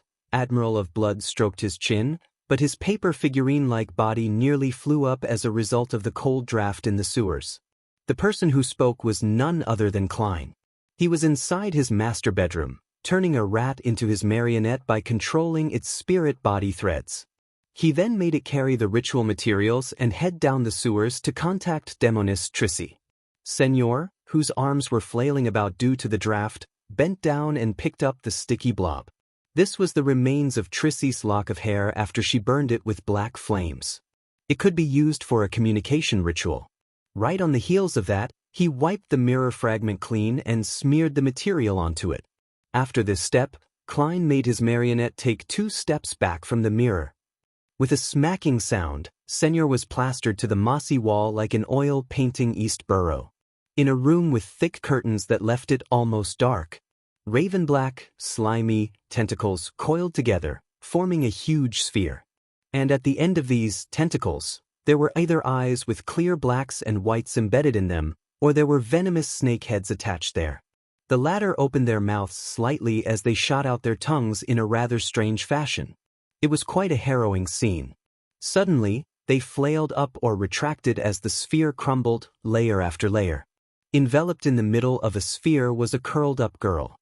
She had abnormally sweet looks, but her brows were tightly furrowed. Her expression looked slightly warped due to the pain, a look that stirred up one's sense of pity. The slimy and disgusting tentacles retracted and shrank, finally turning back into their original form, strands of raven black hair. The expression of the girl with soft, long hair soothed as she slowly got up and walked to the side of a tiny bed she had partitioned out. Picking up the sleeping gown that had fallen to the ground, she draped it over her. Then she curled her black hair and came in front of the full-body mirror. Reaching out her right hand, she swiped across it. A black flame burst forth as it burned quietly in the air before being extinguished. It left behind a mirror that had turned dark and profound. In the mirror, lights drifted and rapidly presented the sewers filled with dirty slush. Thinly plastered to the wall was a middle-aged man with an old triangular hat and dark red coat. He was looking down on the girl across an unknown distance, like a famous painting. The girl with the round face and thin eyes watched in silence before laughing. As her smile bloomed, the dark room seemed to instantly brighten.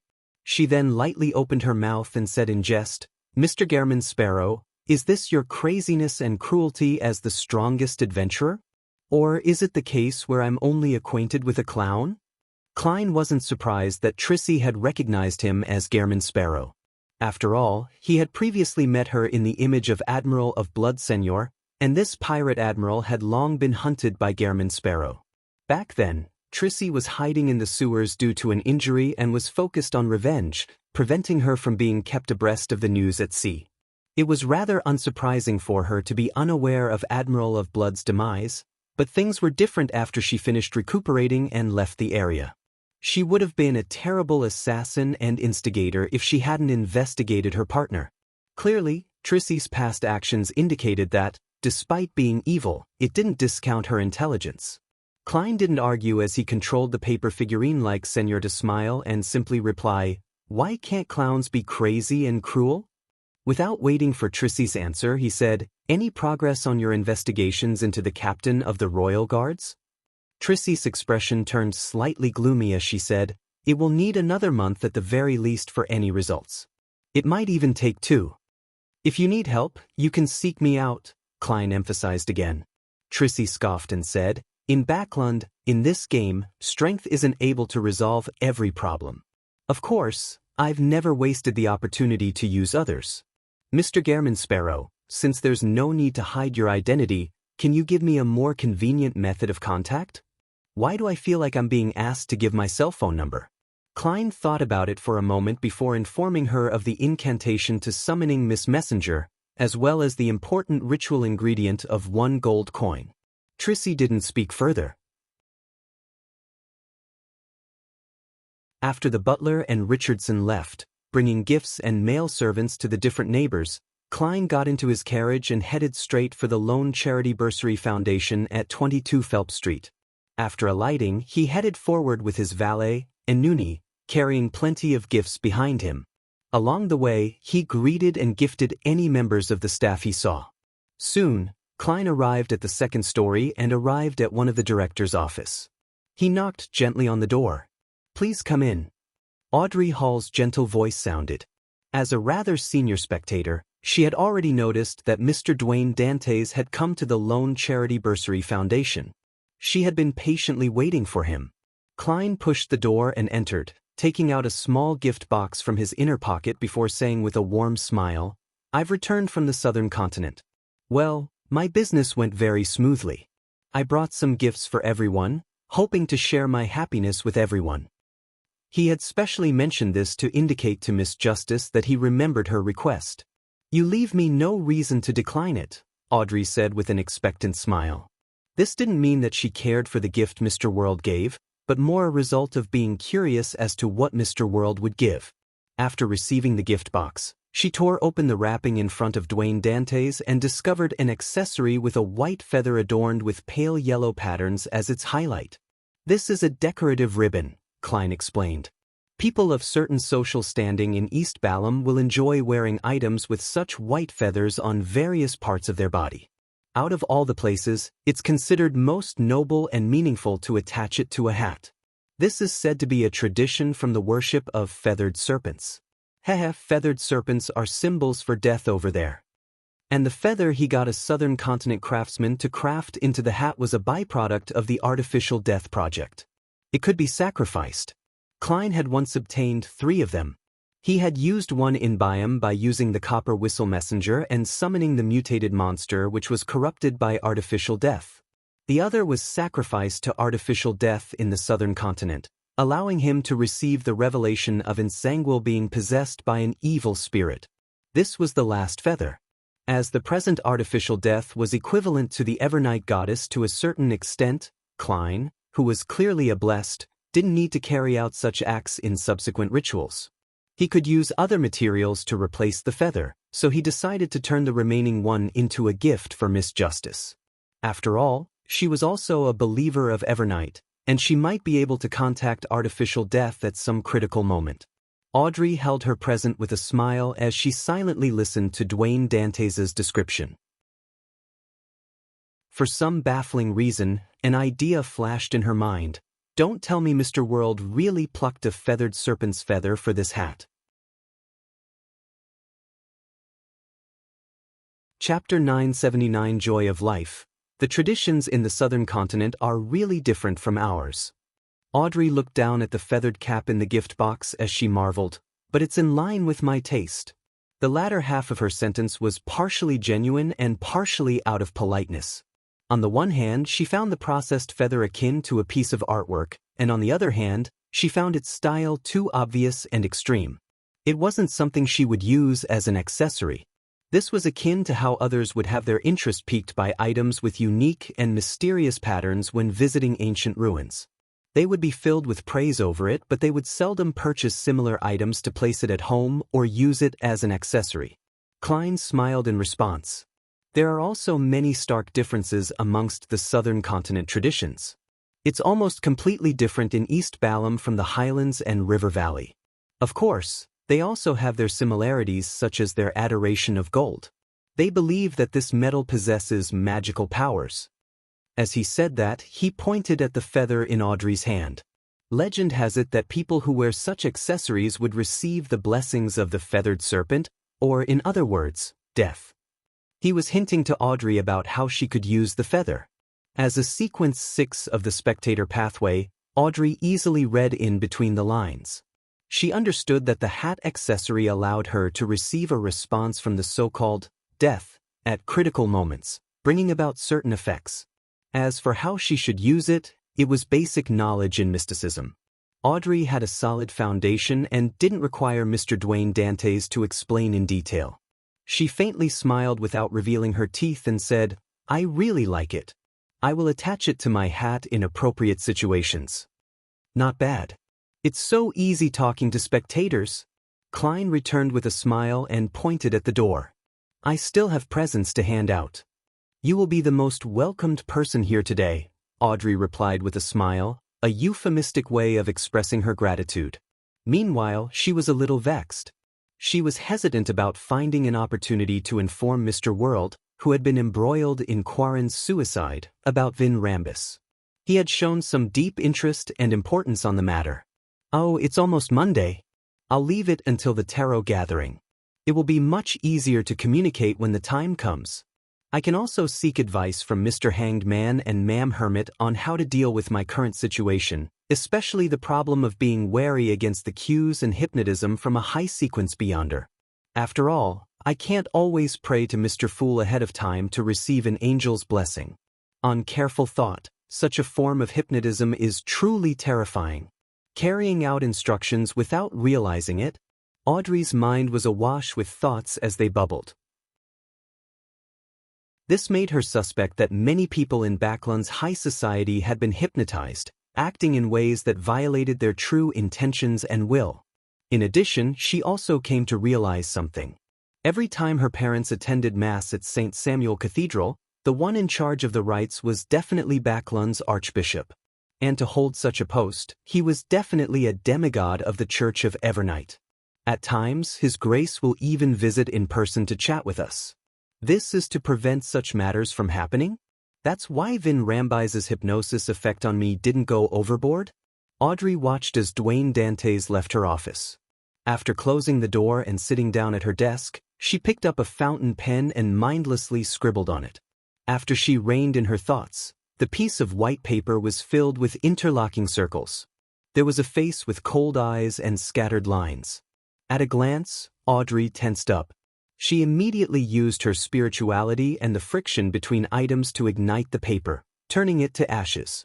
Her random drawing had, in a sense, reflected her true emotions and thoughts.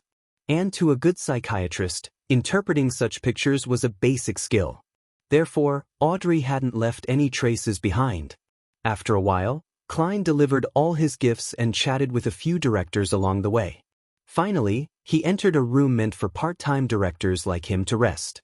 He found a pen and paper, sat on the sofa, and began writing after some thought. Dear Mr. Azik, While in the southern continent, Klein had written about Adam's obtaining of 0-08, his successful revenge on Insangwil with the help of Leonard and Daly.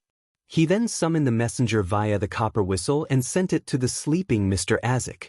Without a doubt, he had yet to receive a reply to date. Klein wasn't worried about mentioning Adam and 0-08 in the letter, because the Angel of Imagination definitely knew about his relationship with Mr. Azik. And sharing matters he encountered with someone familiar wouldn't garner any excessive reaction. This time, Klein's letter didn't involve anything extraordinary. With a smile and gentle scribble, he shared the details about the Bursary Foundation which he learned from Audrey and the other directors. At the end of the letter, he wrote, "This is a really meaningful matter. I feel satisfied and happy about it. Mr. Azik, would you feel the same? When you awaken, perhaps you can attempt to do something similar. Every time you revive, you would be able to see the children who had received your help in the past. When that happens, although they might not remember them, they will definitely remember you." After finishing the letter and putting down the fountain pen, Klein carefully read it once, and after confirming that there weren't any problems, he blew the copper whistle, summoned the skeleton messenger, and allowed it to take the letter away. Following that, he left the Lone Charity Bursary Foundation with his valet, Enuni. He came to the nearby St. Samuel Cathedral and silently prayed for 15 minutes in the serene and dark prayer hall. Like before, Klein came to the donation box and threw a stack of cash in, a total of £80. Taking this opportunity, he found Bishop Electra and had a chat with him and listened to his sermon. This also announced to the Church of Dwayne Dantes's return. As for presents, Klein didn't directly give it since he was inside the goddess's cathedral. Instead, Butler Walter would naturally deliver his gifts to the bishop's residences in private. At tea time in the afternoon, Klein followed his schedule and left 160 Buckland Street and headed to Dr. Aaron's for a visit. Richardson had already informed them in the morning and had received permission to visit. This time, Klein not only met Dr. Aaron Series, but he also met his wife, Wilma Gladys, as well as the newborn and his elder brothers and sisters who were a few years older. "What a pity that I wasn't able to participate in." Klein deliberated, paused, and successfully waited for Wilma Gladys to reply, with a smile. He reorganized his words and said, "Unfortunately, I was unable to participate in Will's birthday party because of my trip to East Balham. This is an amulet that's rather popular over there. It brings children good luck." As he said that, he handed the golden accessory to Dr. Aaron. Aaron Series wasn't a man who was good with words. He accepted it without declining it and nodded. "Thank you." Following that, he held the string and hung the golden amulet into the pram beside him. Shaking it, he asked, "Will, do you like it?" Wrapped in silver silk, the chubby baby raised his arm, swung it, and flicked the golden amulet away. Flicked away. The mood instantly turned a little awkward in the activity room. Klein chuckled and broke the silence. This is a reaction all kids have. At this moment, a maid had delivered the 3-layered tray for high tea, allowing the hosts and the guests to switch topics of conversation, allowing the mood to return to normal. As Klein drank his black tea and ate the pastry, he began talking about all kinds of interesting customs in East and West Balham. It left the couple and their 2 other children intrigued as they would question him from time to time. During this process, Klein suddenly turned to face the pram and asked with a smile, "You don't seem to enjoy my present?" As he spoke, nothing abnormal happened to the couple and the rest of the people in the activity room as they continued wearing attentive looks. In the illusion Klein created, he hadn't finished his recount. Will Ossepton, who had fleshy arms, scoffed as he said with a childlike voice, "What's the point in having such gifts? You might as well give me water. At the very least, that can be drunk." Klein smiled as he shook his head and said, "I have some news for you. Ouroboros was injured by a particular person and will likely not be able to continue seeking you out for the time being." He didn't dare mention Adam's name or title. He didn't even think about it, afraid that the leader of the Twilight Hermit Order would notice it, thus discovering Snake of Fate Will Ossepton's location. As for a description like Amon's brother, Klein had temporarily avoided using it. He had no idea if Amon was still in Backland and if the frequent mention of the Angel of Time's name would result in a crossing of fate. However, Klein believed that the Snake of Fate was likely to guess who had injured the Angel of Fate. This was because the only ones who remained active in the real world and were of a higher level than Ouroboros were limited to Amon and Adam. He had used the words, particular person, to eliminate the possibility of the assumption of the besieging of several angels or the use of Grade O sealed artifacts. Will Septon fell silent for a moment and said, I did tell you that the deviation in your fate is a good thing in the long term. After exchanging information, Klein was about to dispel the illusion when he suddenly heard Will Septon quip, Oh, I suddenly have a craving for water, especially if it's iced. Such beverages aren't good for a baby.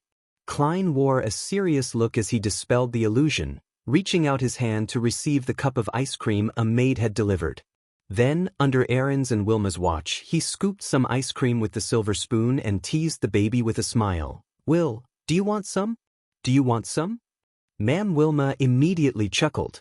Our Will doesn't enjoy that. Just as she said that, Klein stuffed the spoon of ice cream into his mouth. Wah! The baby in the pram immediately let out a loud cry. Chapter 980 Choice of Parasitic Target. After some placating, Aaron Ceres and Wilma Gladys finally managed to calm down the baby. Phew. The thin and tall Aaron heaved a sigh of relief and got up.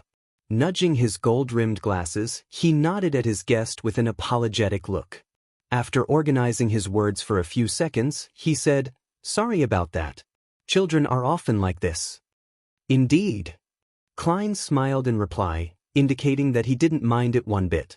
Following that, he changed the topic of conversation and continued sharing his experiences in East and West Balam.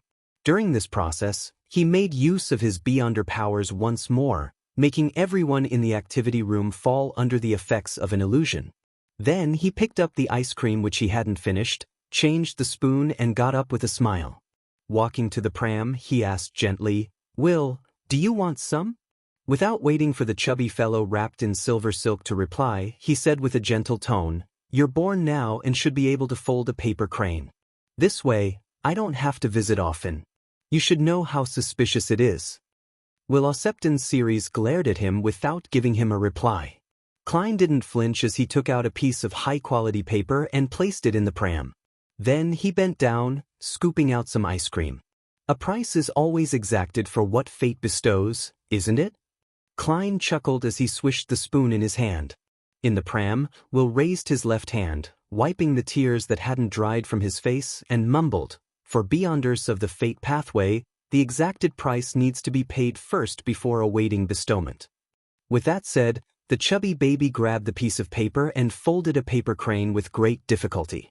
Klein stood in front of the pram and maintained the stability of the spoon, watching this scene with a smile. A carriage set off from Pinster Street and headed for St. Samuel Cathedral. While passing by 160 Buckland Street, Leonard Mitchell looked out the window and seemingly muttered to himself, Dwayne Dantes is back as well. The slightly aged voice rang out in his mind, Fate will ultimately intertwine. Old man, you're becoming more of a charlatan after you woke up. Leonard couldn't help but mock. Pallas Zoroast chuckled without a reply. After coming to St. Samuel Cathedral, Leonard entered the study of Backland's Archbishop, St. Anthony, under a priest's lead. Anthony Stevenson was wearing a black robe with red hues. His eyes were deep and his face clean-shaven. Standing by a cupboard, the shadow created seemed like an unknown existence that observed everything from the darkness. It stirred fear into anyone. Your Grace, you summoned me? Although Leonard had already anticipated it, he still bowed in a rather lacking manner. Anthony nodded gently and said, You have already rendered enough services to apply to become a Sequence 5 Spirit Warlock. However, you haven't finished digesting the Soul Assure potion. Therefore, I'll be extracting you out of Soa's team and assigning you some separate missions. Leonard replied, as per protocol, I am at your command. Anthony picked up a stack of papers on his desk and said, These are cases with suspected paranormal activity. You are to investigate each case, mainly placating or purifying them. If you require additional assistance, you can select members from the Nighthawks team of each area of jurisdiction. Yes, Your Grace.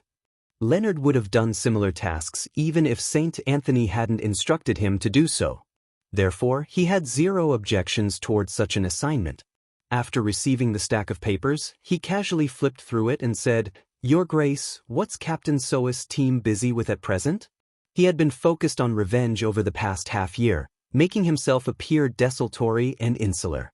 This prevented him from building strong friendships with the Red Gloves teammates, but despite that, they were teammates who he had fought alongside with. He couldn't help but be concerned for them. They have been assigned to help Crestet finish a mission. Anthony Stevenson didn't answer in detail. His Excellency Casimir is also in Backlund. Leonard didn't ask further as he gestured 4 points across his chest in a clockwise fashion. May the goddess bless everyone.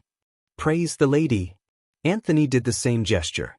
After leaving the Archbishop's study, Leonard headed down to the basement. He wanted to find a quiet room and list down his upcoming mission and run through them in the assigned order. Midway while walking down the stairs, he subconsciously looked at the stained windows above him. The sunlight was shining in, making the artwork made from the stained windows look even more solemn. It also accentuated the tiny bugs and dust that floated in midair. Upon seeing this scene, Leonard suddenly recalled Old Man's description of Amon. He had the inexplicable feeling that the blasphemer was everywhere. He trembled inwardly as a thought came to him. He quickly asked with a suppressed voice, "Old man, I have a question."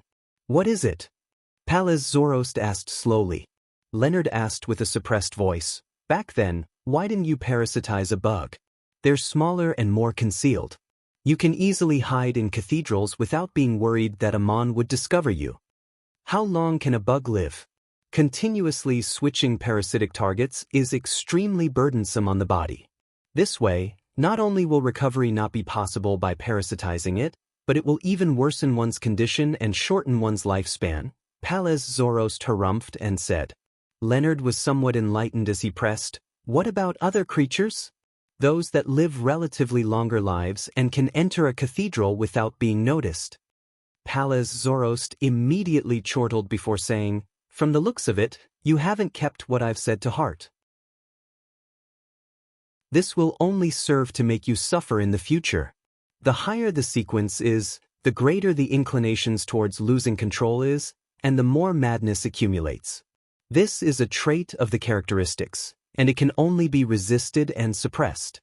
There's no way to eliminate it. Therefore, for a parasite, choosing a target for parasitizing requires one to consider these aspects. If one were to parasitize ordinary animals, it's still all right for short periods of time, but once it goes on for too long, one will suffer the effects of the body's construct and hormones. Heh, everything is reciprocal, isn't it? The parasite can influence the target, but so can the target influence a parasite. When one parasitizes an ordinary animal, it's necessary to frequently talk to someone to avoid forgetting one's former identity. This way, the chances of exposure is extremely high, and if one doesn't do that, the host will definitely influence the parasite, causing them to lose the ability to speak. It will muddle one's own existence until one doesn't know he is. It would then result in madness and with the loss of control crushing the parasite. Leonard was left alarmed as he nodded slightly. "I understand. It's no wonder you are so strict on choosing a parasitic target.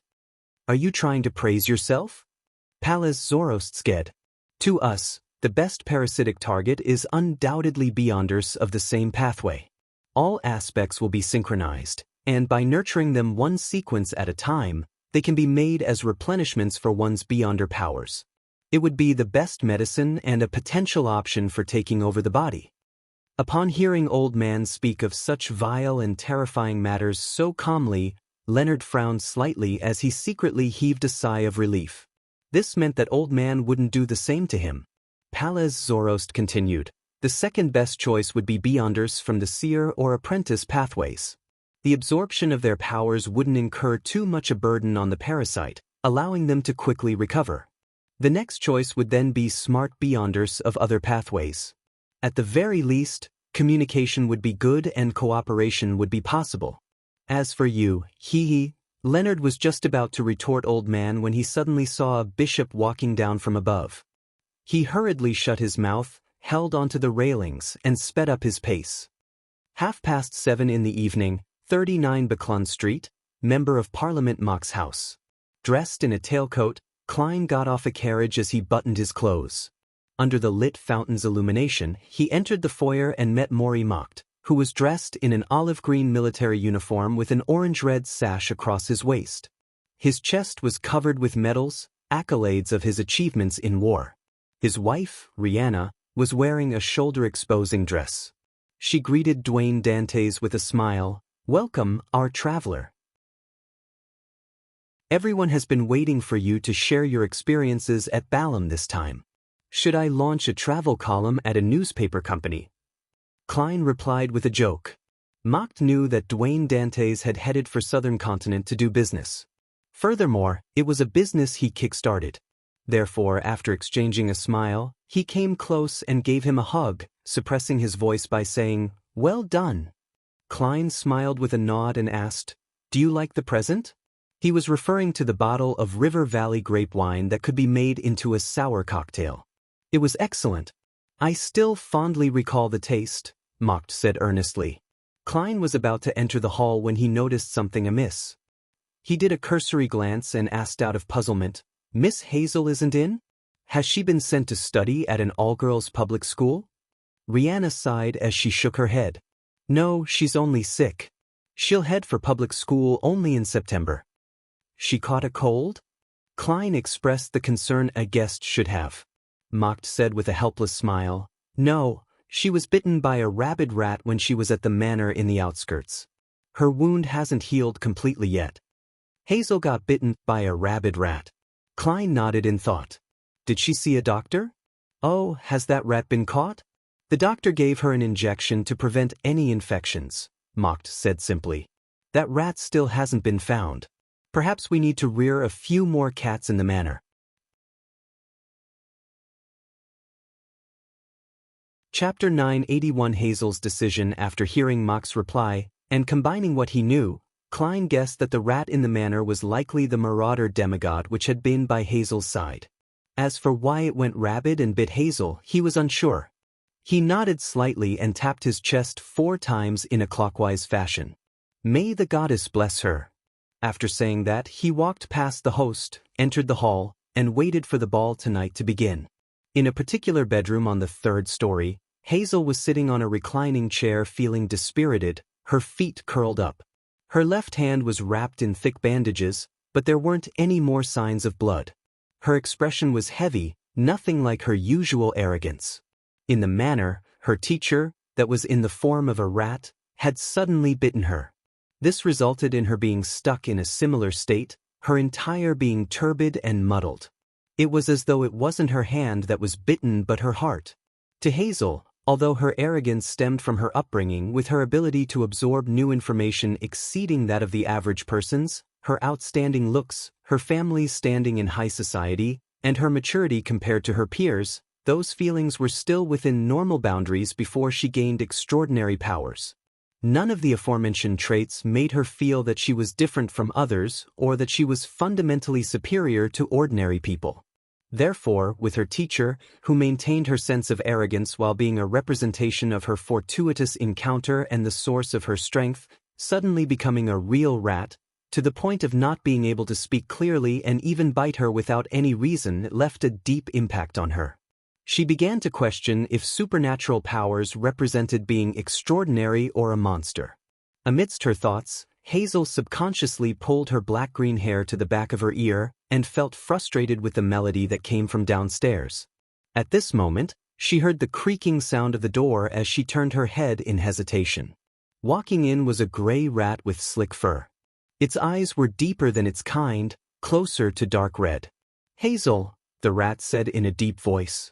Hazel was first taken aback before she reeled in delight. She hurriedly stood up and blurted, "Teacher, why you recovered?"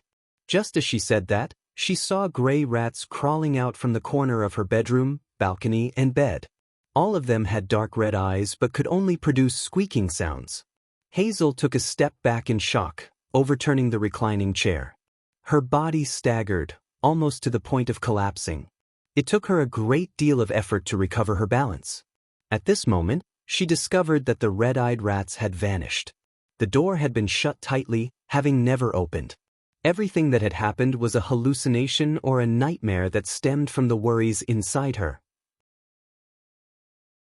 After a moment of silence, Hazel pursed her lips and sighed. She sat back down, raising her hand to her temples. As she massaged her temples, she frowned slightly. She had a nagging feeling that what had happened was too surreal. Her dark brown eyes darted about slightly as Hazel removed the necklace she wore around her neck, clenching it in her palm. The necklace's 7 green gems were equidistant from each other. Embedded around them were tiny diamonds. At this moment, one of the gems lit up slowly, emitting a green glow, giving her face a sheen and filling her eyes with mysterious symbols. The scenes from before surfaces in the girl's mind as her blurry dreamlike state gradually turned clear. While observing the scenes, Hazel sensed something amiss. She confirmed that she hadn't been dreaming, nor was it a short hallucination from having her mind go adrift. Instead, she had been thrown into an illusion for nearly 10 seconds. Cryptologist. Hazel's dark brown eyes widened as she muttered a word filled with horror. She jumped to her feet and looked around anxiously but failed to discover anything. But the more she looked, the more terrified she became.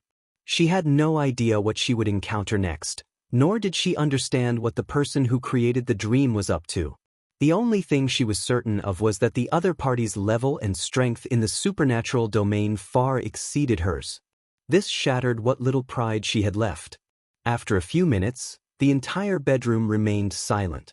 The brisk melody from downstairs instantly connected oneself to the current dance steps. Hazel finally composed herself, believing that nothing would happen next. Only then did she have the mood or energy to consider the motives of the person who secretly cast the illusion. As various thoughts surfaced in her mind, Hazel suddenly came up with a theory. The person from before was here for her teacher. Through the illusion, the person had confirmed her teacher's current situation. Is it teacher's friend or an enemy? He's definitely headed off to look for teacher. What do I do? He likely doesn't know where teacher is hiding. No, all my neighbors know that I was bitten by a rabid rat. Hazel was thrown into panic as she clenched her necklace with increasing strength. She couldn't be sure of the motives of the other party, nor did she know what she could do. She wished to head to the manor and inform her teacher, but she was afraid of encountering danger and end up being sacrificed. Furthermore, her teacher had seemingly lost the ability to communicate. Her warnings might not necessarily be conveyed. Without realizing it, Hazel stood up and paced about in her bedroom. Finally, she made up her mind. Pursing her lips tightly, she walked to the door and said to her lady's maid outside, "I'm a little tired. I plan on sleeping now. Don't let anyone disturb me." "Yes, my lady," the maid immediately replied. After closing the door, Hazel began changing into clothes that allowed for greater movement. Her expression was extremely heavy as her teeth bit down on her lip. She had finally decided to warn her teacher at the manor. She didn't wish to become a seemingly arrogant person but, in actuality, was a coward, one who would abandon all principles upon encountering danger. She found it despicable of herself. While the bodyguards were focusing their attention on the ball's attendees, Hazel took the opportunity to enter the garden using a water pipe from the balcony. When leaving 39 Buckland Street, Klein was holding onto a cup of sweet and iced fizzy wine, discussing business in the southern continent with a few gentlemen. He turned his head slightly, glancing at the garden. He had already noticed Hazel's actions thanks to his intuition. Although she's not a likable girl, she has quite a kind heart. Klein nodded indiscernibly and praised her inwardly. He wasn't worried about Hazel's actions because to go from Northborough's Buckland Street to Mox Manor in Backland's northwestern suburbs would take 3 to 5 hours on carriage. And before she arrived, he would have already used an excuse to leave the ball, teleporting over directly to confirm the situation. Although Mox Manor was in the northwestern suburbs, it was on the other side of the Tussock River. Hence, to head there, one needed to take a detour to an area with a bridge. It was fine in the day, as one could use the steam metro to head to the south side of the bridge beneath the river. At night, there were only 3 bridges to consider. It was inevitable to spend 5 hours traveling. Of course, as Klein had used Tinder before and had read 2 to 105 blood vessel thieves' information, he had some idea about the powers of the Marauder pathway. Therefore, he suspected that Hazel, who had an item of a higher level, could steal the flight abilities of birds and use that short period of time to cross the river. This way, she might arrive within 3 hours. Regardless, I'll be faster than her. Klein retracted his gaze and began considering who his next dance partner should be. 10 in the evening, Moose Manor in the northwestern suburbs of Backland. This place originally belonged to a viscount, and it had more than 100 years of history. Macht had bought it after his marriage, spending tons of money to maintain it every year so as to invite friends over during winter weekends for a vacation. At this moment, the land steward was arranging for the servants to check every corner and to lock all the windows and doors. This was a necessary procedure before they slept every night. A few maids walked out of the wine cellar in a group, heading straight for the kitchen to ensure that all flames had been extinguished. The moment they arrived, they heard squeaking sounds as they looked over, only to discover a grayish-white rat gnawing on a table leg. This rat seemed to sense their gaze, but it didn't run. Instead, it turned its head and glared at them with its slightly red eyes. Meanwhile, there were more squeaking sounds as red-eyed rats ran out from the roof beams, storage cabinets, and all kinds of miscellaneous, even appearing beside the furnace which had some water boiling over it. The maids nearly screamed in fear. As members of the lowest classes of society, they were no strangers to rats. They had even killed quite a number. However, it was their first time to encounter so many at once. They couldn't help but feel a heavy blow to their senses.